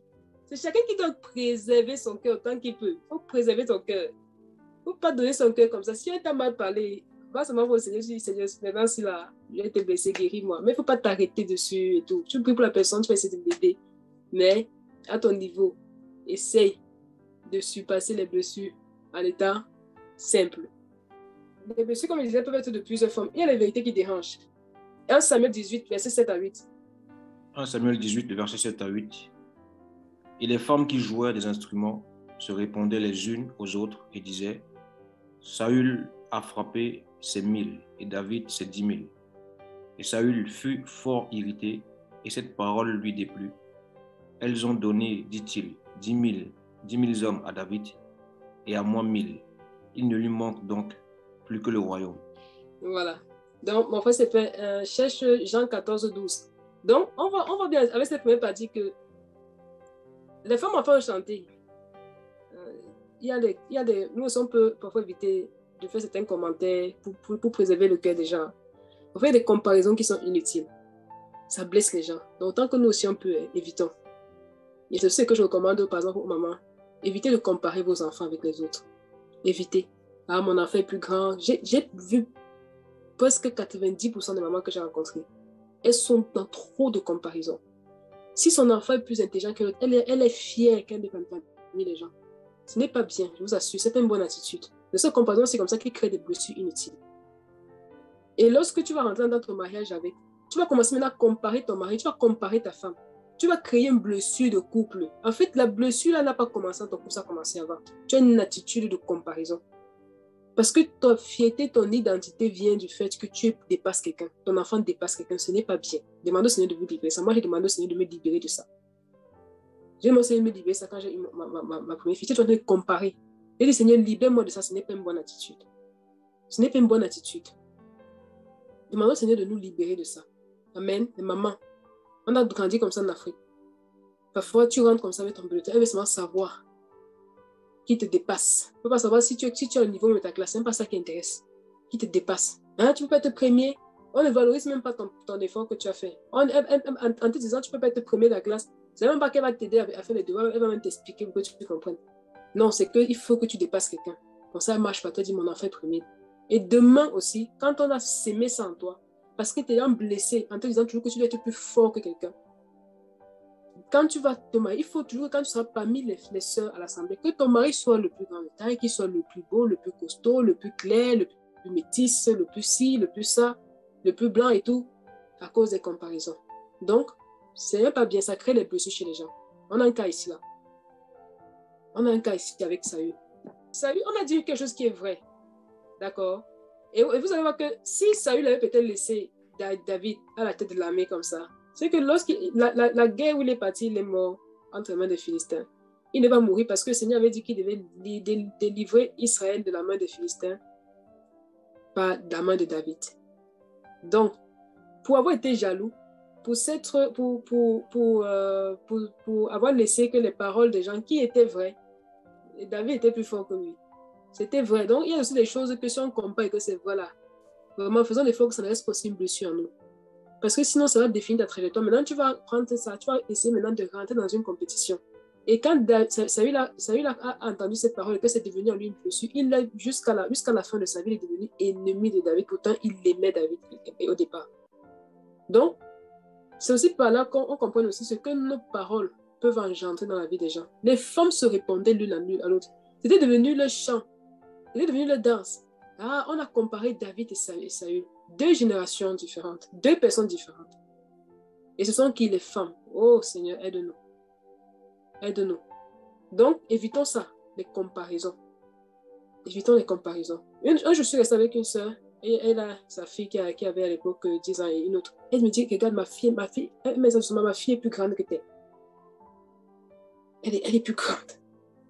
Et c'est sa fierté, parce que sa fille est plus grande. On dit que c'est la grande sœur. Mais on a trop ça. On a trop ça. Et parfois, il y a des moments qui vont comparer les enfants comme ça. Elles vont venir mettre de la pression à l'enfant. Surtout quand elle va avoir un enfant qui a 1 an ou 2 ans, l'autre a 2 ans, et que peut-être son enfant ne marche pas, ou ne parle pas, ou je ne sais pas trop quoi, ne va pas à la session, n'est pas encore propre, comme on dit. On va venir mettre de la pression. Tu fais encore la couche. Tu peux encore rester ta couche comme ton ami là-bas. Et l'enfant aussi ne comprend pas. Il prend une blessure. Et quand ça va rentrer dans son âme, maintenant pour lui, dans sa vie, il va chercher toujours à dépasser quelqu'un parce qu'il sait que c'est de cette façon qu'il va gagner l'amour de sa mère. Donc, voilà ce qu'il y a.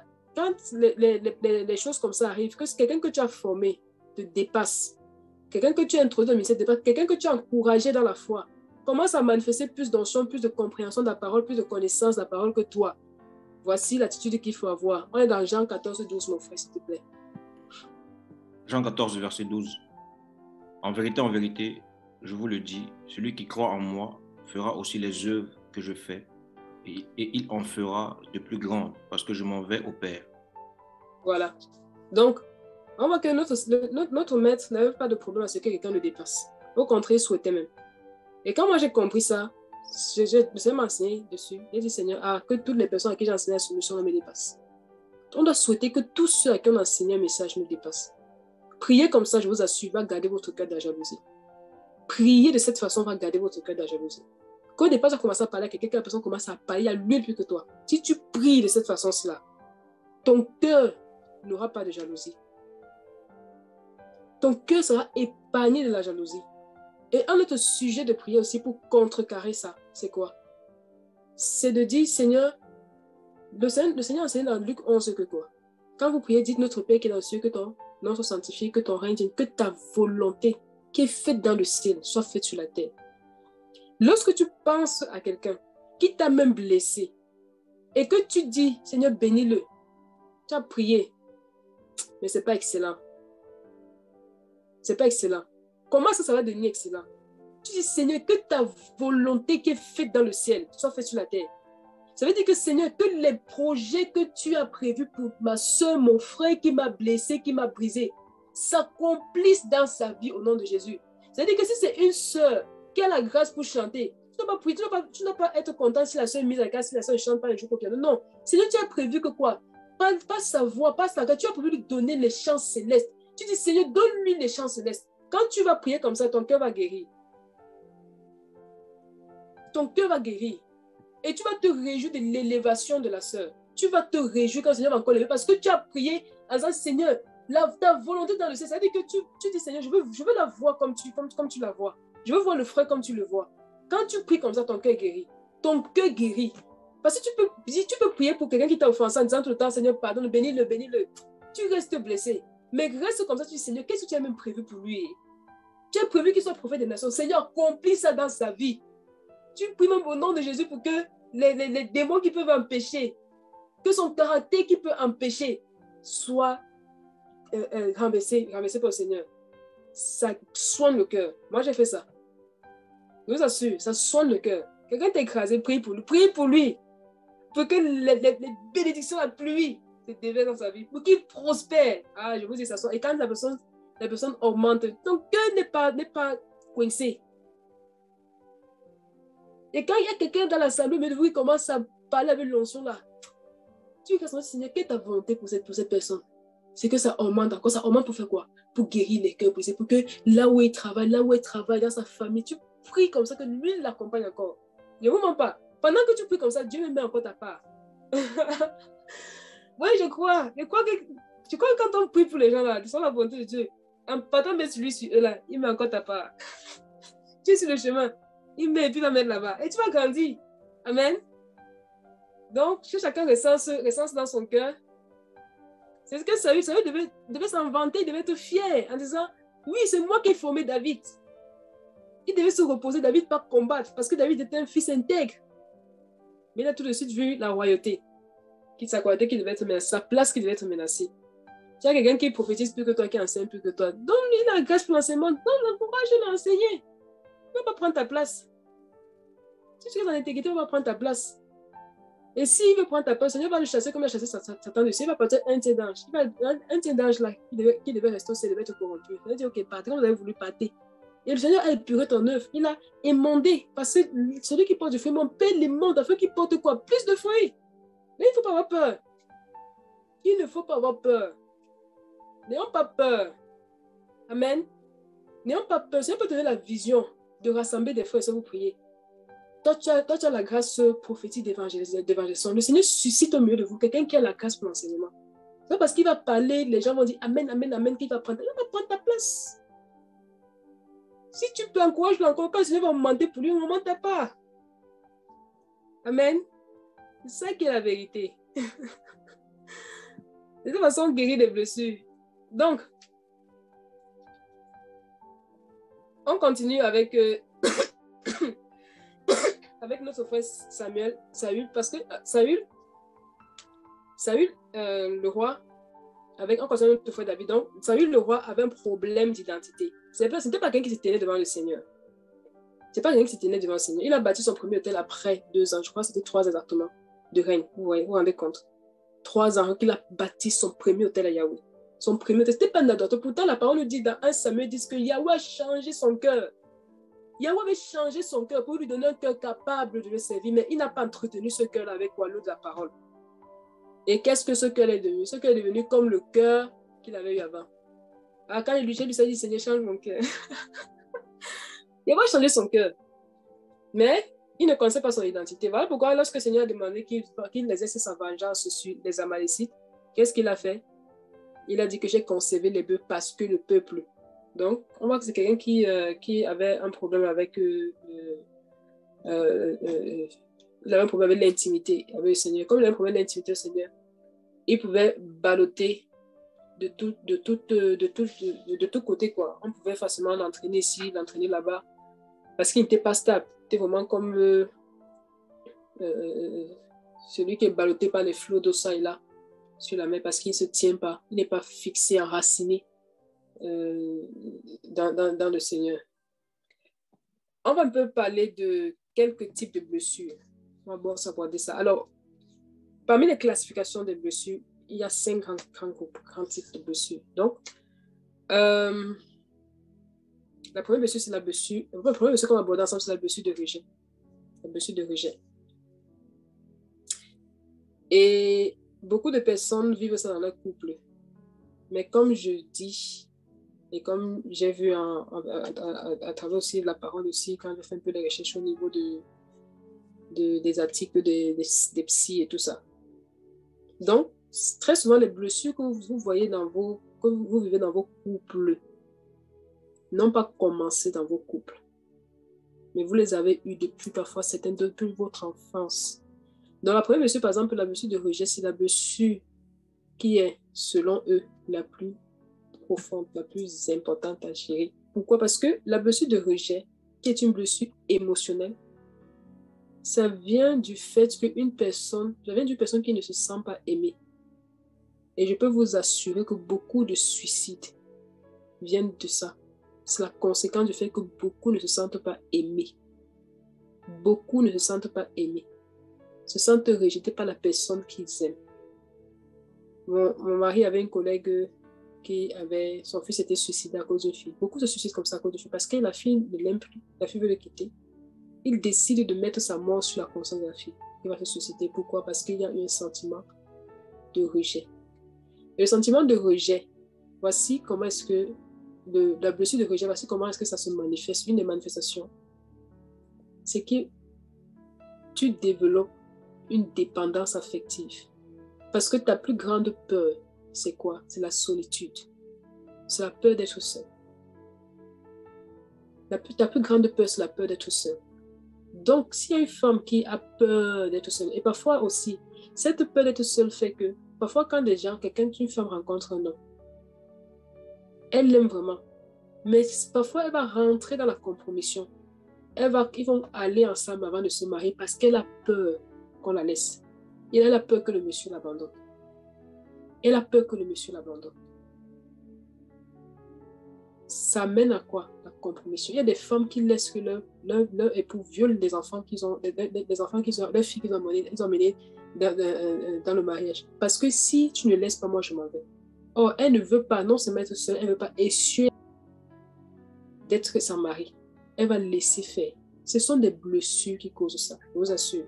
Ce sont des blessures qui causent ça. Parfois, on va dire oui, ce sont des démons. Mais les démons exploitent les blessures.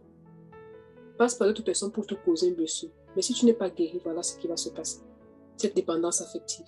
Et ça fait que très souvent, ce sentiment de rejet-là va provoquer quoi? Quand vous allez peut-être regarder chez les adolescents, ils vont faire quoi? Beaucoup vont passer d'un garçon à un autre. D'un garçon à un autre. On va les appeler parfois des filles frivoles. Mais ayant beaucoup plus de compassion. Ayant beaucoup plus de compassion. Allons regarder dans le passé. D'abord, parfois, ce sont des enfants qui, dès qu'ils sont sortis de ventre, ne sont pas sentis aimés. Et en quête de cet amour-là, sont allés de personne en personne. D'homme à homme. D'homme à homme. D'homme à homme. Et si elle se marie comme ça, elle sera quoi? Elle peut être un mariage très possessif. Parce qu'elle a peur. Et chaque chose que son mari va faire, elle va interpréter comme tu veux me quitter. Dès qu'il va parler, elle va dire tu veux me quitter. Tu veux me quitter. Vous voyez un peu. Une fois, j'ai rencontré une autre comme ça. Elle partait mendier l'amour chez son ex. Elle partait mendier l'amour. J'ai un peu essayé de gratter. Sa mère était à l'hôpital et tout. Mais quand je regarde, elle avait un vide fait. J'ai essayé de parler, j'ai essayé de prier pour elle. Après, elle a dit qu'elle ne va pas voir son copain. Elle ne va pas voir son copain. Elle a peur de quoi? D'être seule. C'est une plaie profonde. Donc, s'il y a une femme ici ou un homme ici qui ressent ça, cette blessure n'a pas commencé dans ton regarde dès ton enfance. Parfois, tu étais abandonné par tes parents. Parfois, tu as grandi avec une tante, un oncle qui ne t'a pas aimé. Parfois, tu as grandi maltraité. Il faut regarder beaucoup plus en profondeur et guérir de ça. Amen. Sinon, ça deviendra un handicap, un problème de mort. Non seulement encore, ça va bien déstabiliser ton couple, mais ça va aussi déstabiliser tes enfants. Parce que du coup, parfois aussi, les femmes qui n'arrivent pas à voir cet amour-là de leur mari, qu'est-ce qu'elles font?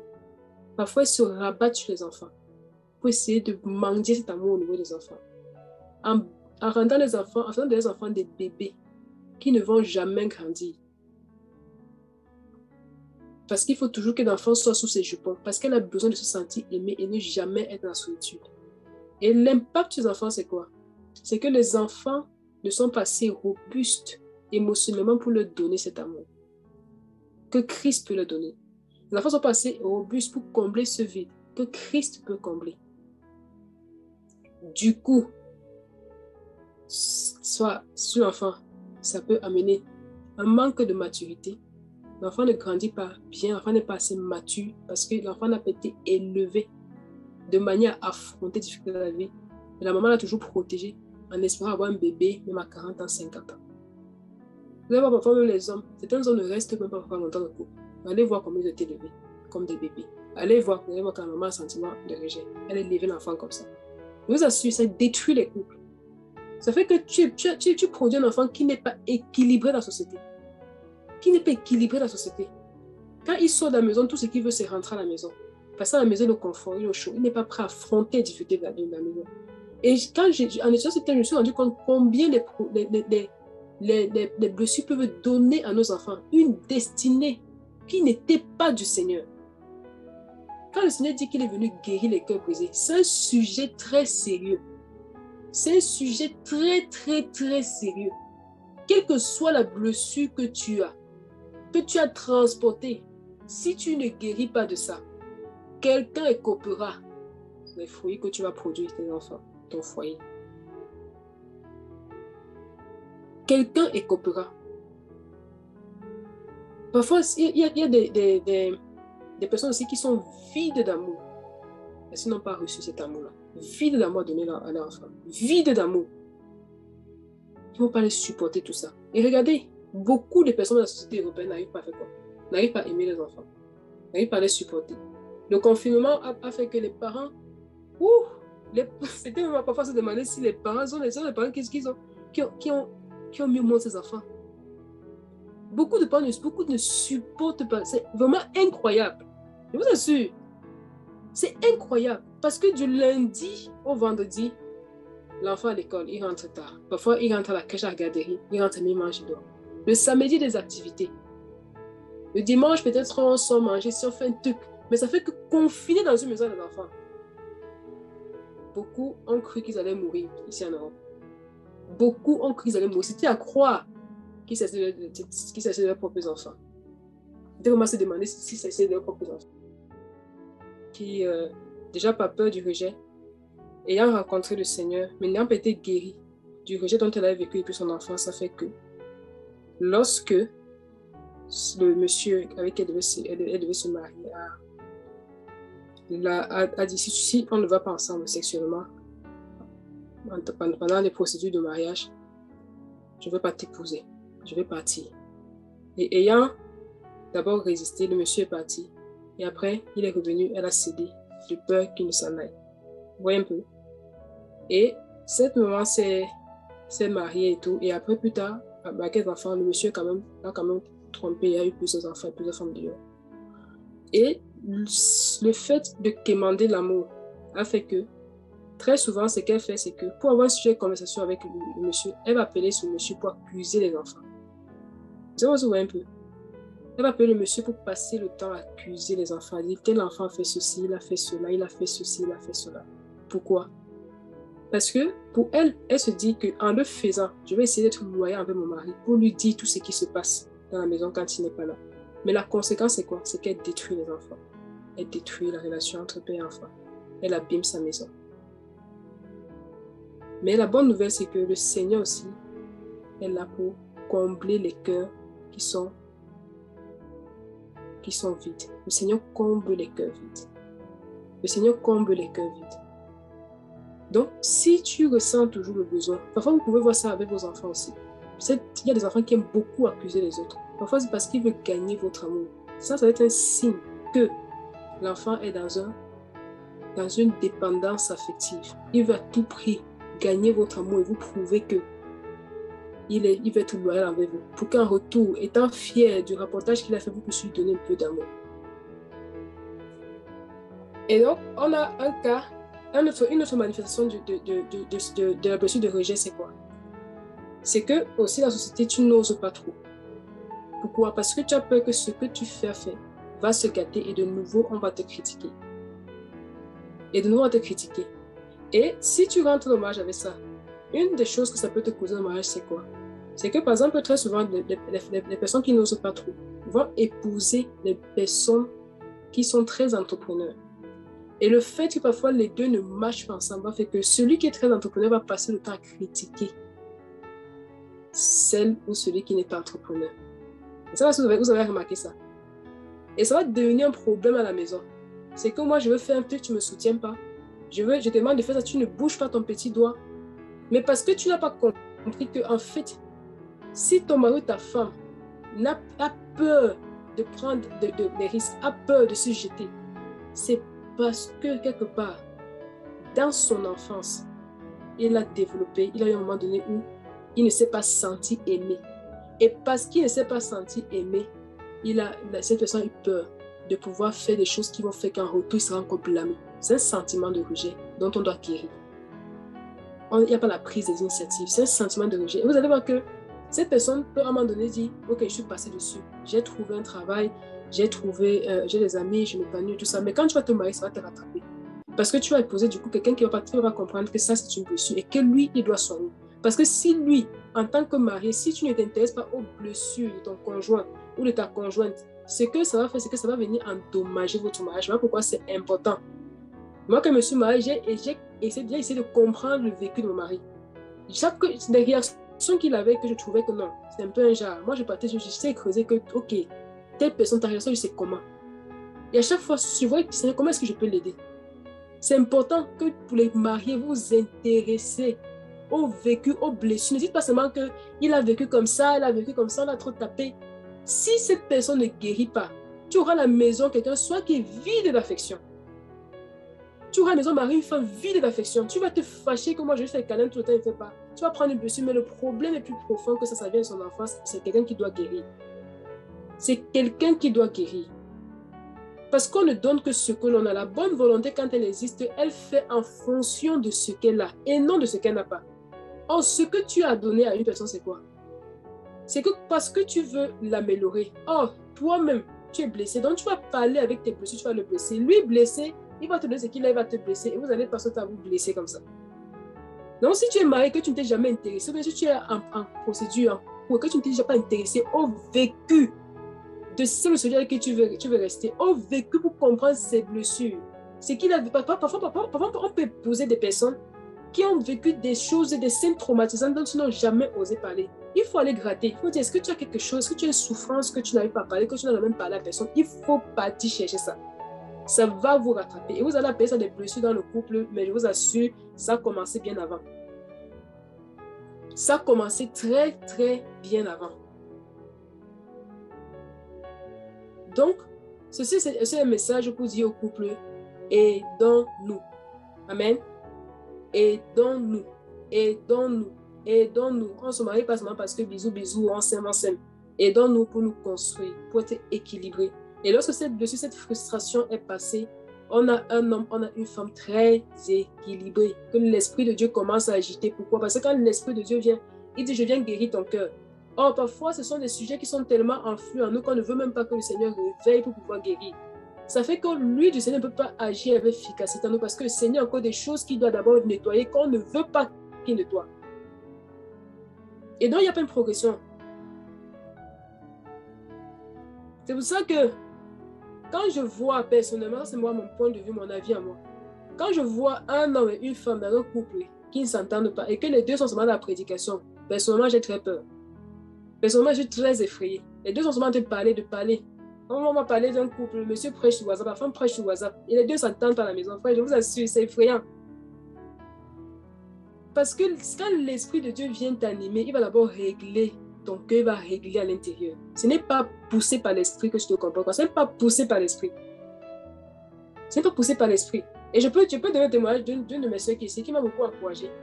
Quand on a repris contact, et puis je lui ai demandé, est-ce que tu sais encore, Seigneur? Le Seigneur t'appelle, m'a dit, le Seigneur m'a demandé de m'occuper de ma couple. Je vous assure, aujourd'hui, quand la soeur exhorte, l'huile qui est dedans, elle a beau rester dans l'obéissance, s'occuper de son couple. Et un jour, elle m'a dit, waouh, mon mari, de plus en plus, je le trouve joyeux. Et le Seigneur est en train de la bénir, de faire une source de bénédiction. Donc, quand le Seigneur vient dans ta vie là, avant de t'amener à la prédication, il règle d'abord ton cœur. Je vous assure, il règle ton cœur. Si cette étape n'est pas passée encore, sache que soit peut-être tu fais les choses par comparaison, soit peut-être tu parles pour parler parce que tu connais 2-3 versets, mais est-ce que c'est le moment? Laisse d'abord le Seigneur te guérir. Laisse d'abord le Seigneur te guérir. Donc, ça c'est un signe du blessure de richesse, c'est que tu n'oses pas trop. Et si tu as marié une femme comme ça là, pardon, au lieu de continuer à la critiquer, aide-la, aide-le. Et on va lire pour finir avec cette première partie et pour finir avec ce jour, on continuera avec le dessus de l'abandon, la trahison, l'humiliation et autres. Donc mon frère Georges, on va prendre s'il te plaît Georges, Juge 6. Juge 6. On va 6, oui. Verset combien? On peut commencer au verset 1. Ok. Verset 1. Or, les enfants d'Israël firent ce qui est mauvais devant le Seigneur, et le Seigneur les livra entre les mains des Madianites pendant 7 ans. Et la main des Madianites fut puissante contre Israël. Et à cause des Madianites, les enfants d'Israël se firent des retraites dans les montagnes, des cavernes et des forts. Verset 3. Quand Israël avait semé, il arrivait que les Madianites montaient avec les Amalécites et les fils de l'Orient, et ils montaient contre lui. Ils faisaient un camp contre lui, et ils détruisaient les récoltes du pays jusqu'à Gaza, et ne laissaient point de vivre en Israël, ni brebis, ni bœufs, ni ânes. Verset 5. Car ils montaient, eux et leurs troupeaux, et leurs tentes, comme une multitude de sauterelles, et eux et leurs chameaux étaient innombrables, et ils venaient dans le pays pour le ravager. Verset 6. Israël fut donc très appauvri par les Madianites, et les enfants d'Israël crièrent au Seigneur. Verset 7. Alors les enfants d'Israël, ayant crié au Seigneur au sujet des Madianites, verset 8, le Seigneur envoya un prophète vers les enfants d'Israël, et il leur dit, ainsi parle le Seigneur, le Dieu d'Israël. Je vous ai fait monter hors d'Égypte, et je vous ai retiré de la maison de servitude. Je vous ai délivré de la main des Égyptiens et de la main de tous ceux qui vous opprimaient. Je les ai chassés devant vous. Je vous ai donné leur pays et vous ai dit, je suis le Seigneur votre Dieu. Vous ne craindrez point les dieux des Amoréens dans le pays desquels vous habitez. Mais vous n'avez point écouté ma voix. Verset 11. Puis l'ange du Seigneur vint et s'assit. Merci. Ok. Donc, on va continuer. Tu peux garder ton micro. Mais donc, si tu peux le couper aussi. Donc, on a la première partie. D'accord. La première partie nous parle de l'oppression que vivait Israël à cause du péché. Ce n'était pas la volonté de Dieu. Ce n'est pas la volonté de Dieu initialement qu'on soit brisé et détruit et meurtri. Ce n'est pas la volonté du Seigneur. Mais c'est à cause du péché. C'est à cause du péché. C'est parce qu'on ne laisse pas toujours, si je prends le cas de famille d'abord, surtout beaucoup de personnes qui ont grandi en Afrique, parfois des parents qui avaient de la peine à nous encourager. Mais lorsque tu faisais une bêtise, on te disait ça sur 5 chapitres, sur 5 livres, sur 5 pages. Mais lorsque tu as fait quelque chose qui est bien, on dit, c'est bien, on est passé. Pardon, ne reposons pas ça sur nos enfants. Amen. Quand un enfant fait quelque chose qui est bien, si tu prends 5 pages pour lui dire qu'il a fait quelque chose qui est mauvais, il faut aussi prendre 5 pages pour lui dire qu'il a fait quelque chose qui est bien. Parce que ce que tu vas s'aimer dans ton enfant en ce moment, c'est quoi? C'est qu'il va se dire qu'il est incapable, qu'il fait plus de bêtises que de bonnes choses. Et demain, lorsqu'il va vouloir entreprendre quelque chose, ça va continuer dans sa vie parce qu'il va se dire, j'ai 90% de chances de foirer. J'ai 90% de chances de foirer. Même dans l'œuvre du Seigneur, lorsqu'on n'est pas guéri, je vous assure, le Seigneur te confie une vision. Il te donne un projet, une œuvre à faire. Tu ne peux pas voir un certain niveau. Tu ne peux pas voir grand à un certain niveau.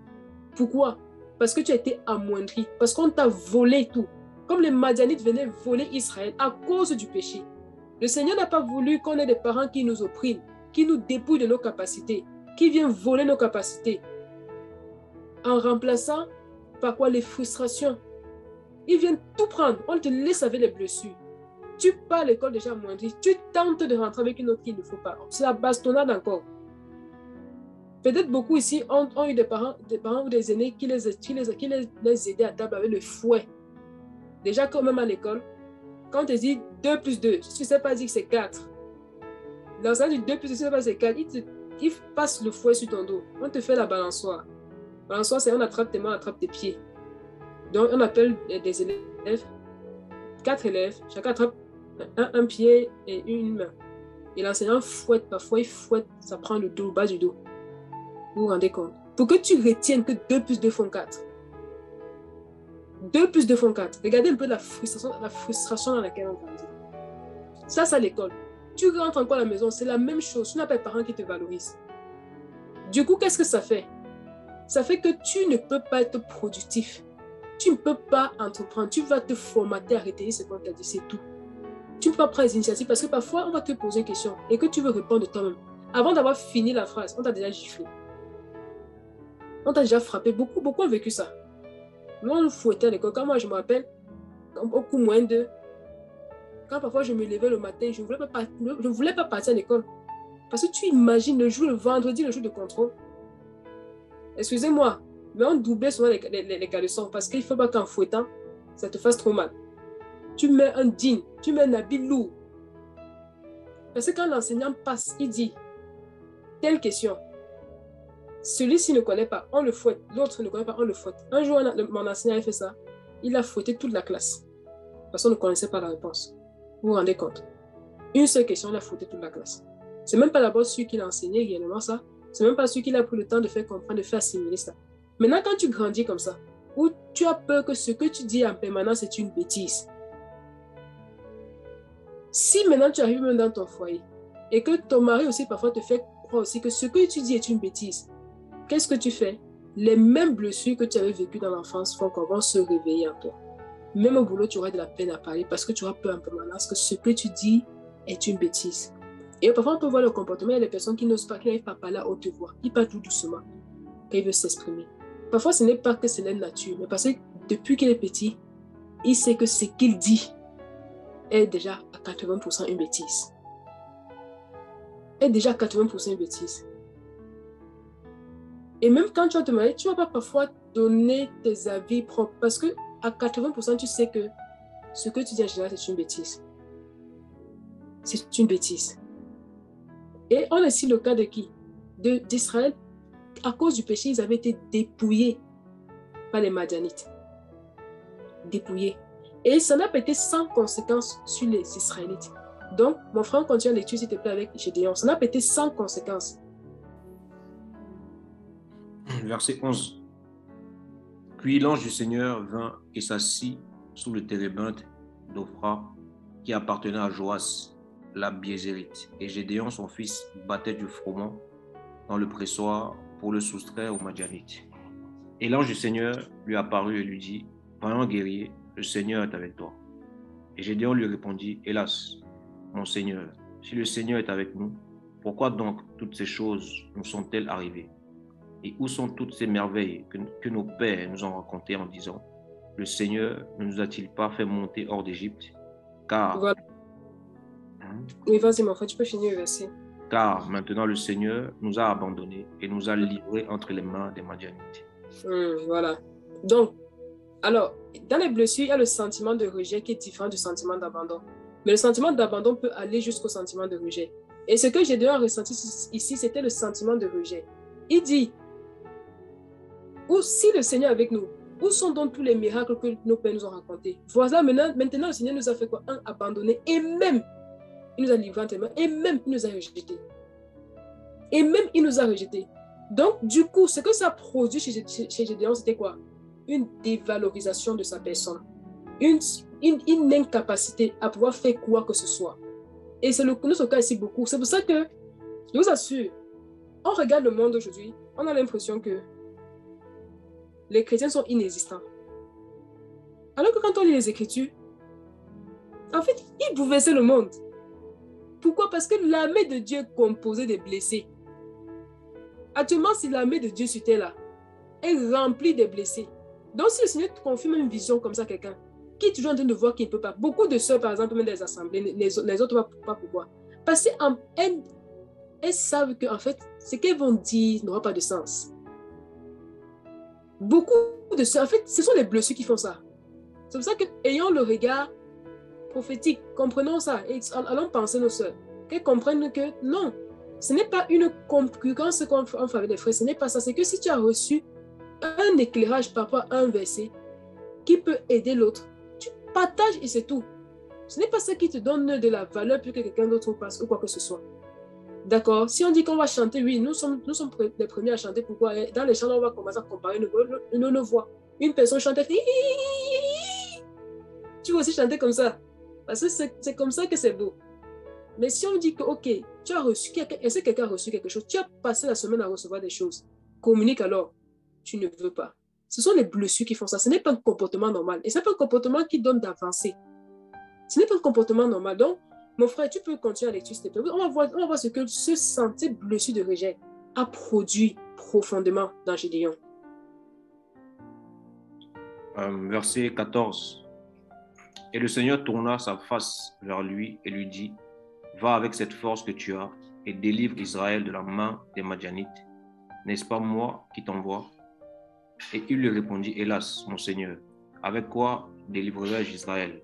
Mon frère, s'il te plaît, répète un peu le verset là. Avec quoi? Hélas, le Seigneur lui dit, va avec la force que tu as.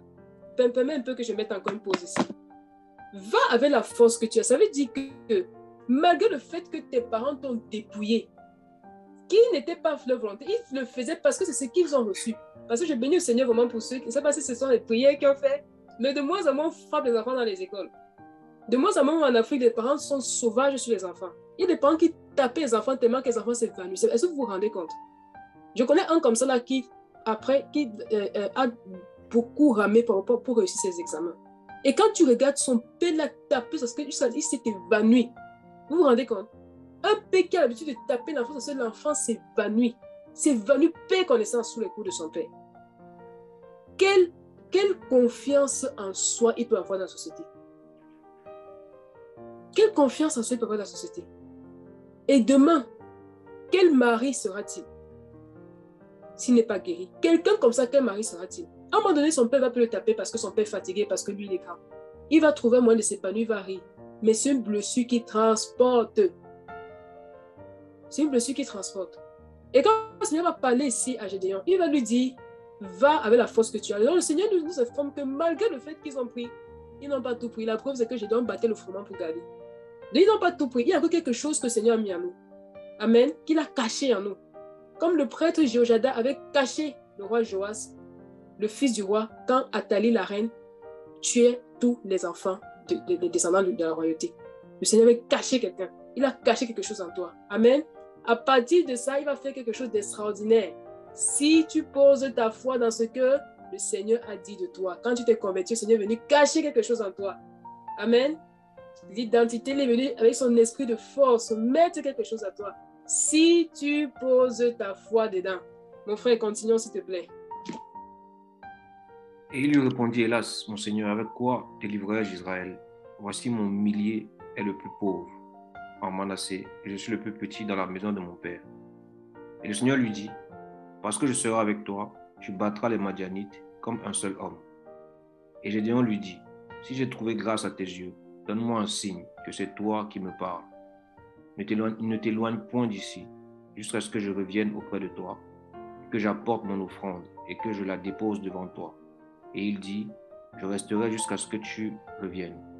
Verset 19. Amen. Amen. Ah, quel Dieu d'amour. Amen. Amen. Donc, on voit que Gédéon avait reçu cette blessure de rejet-là.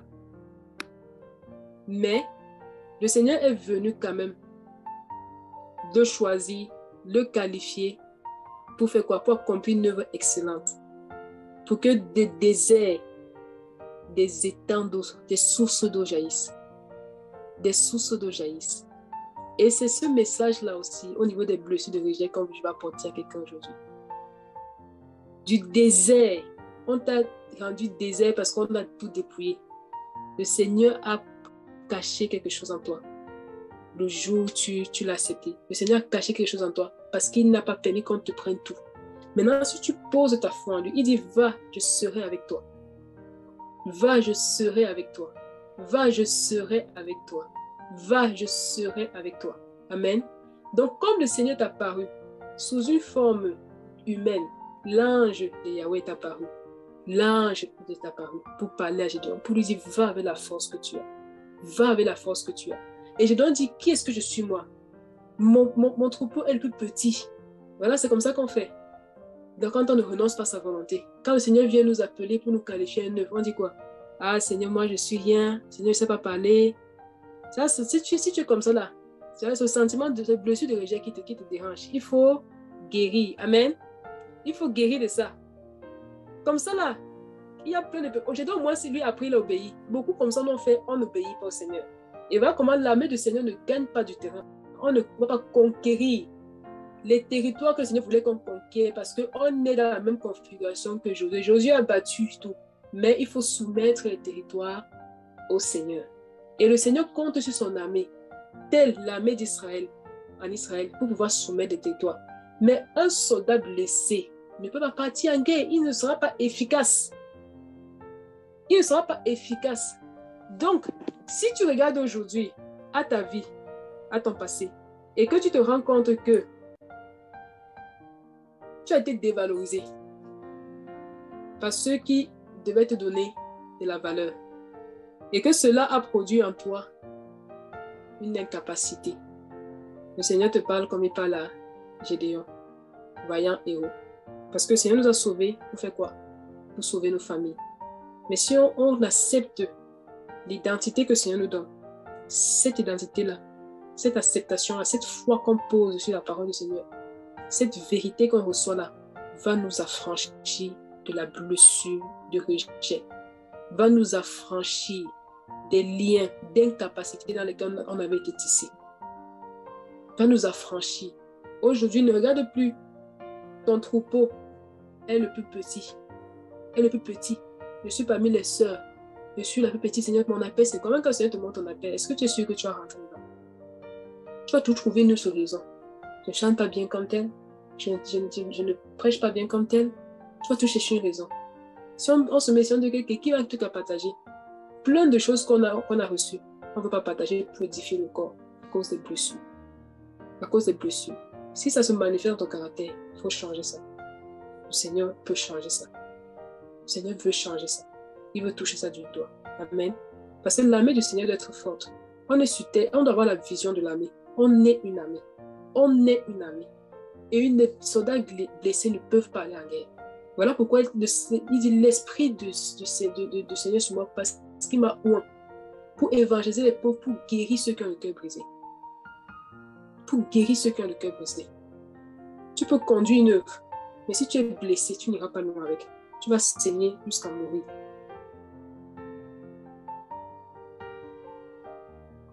Donc, on va s'arrêter là pour aujourd'hui.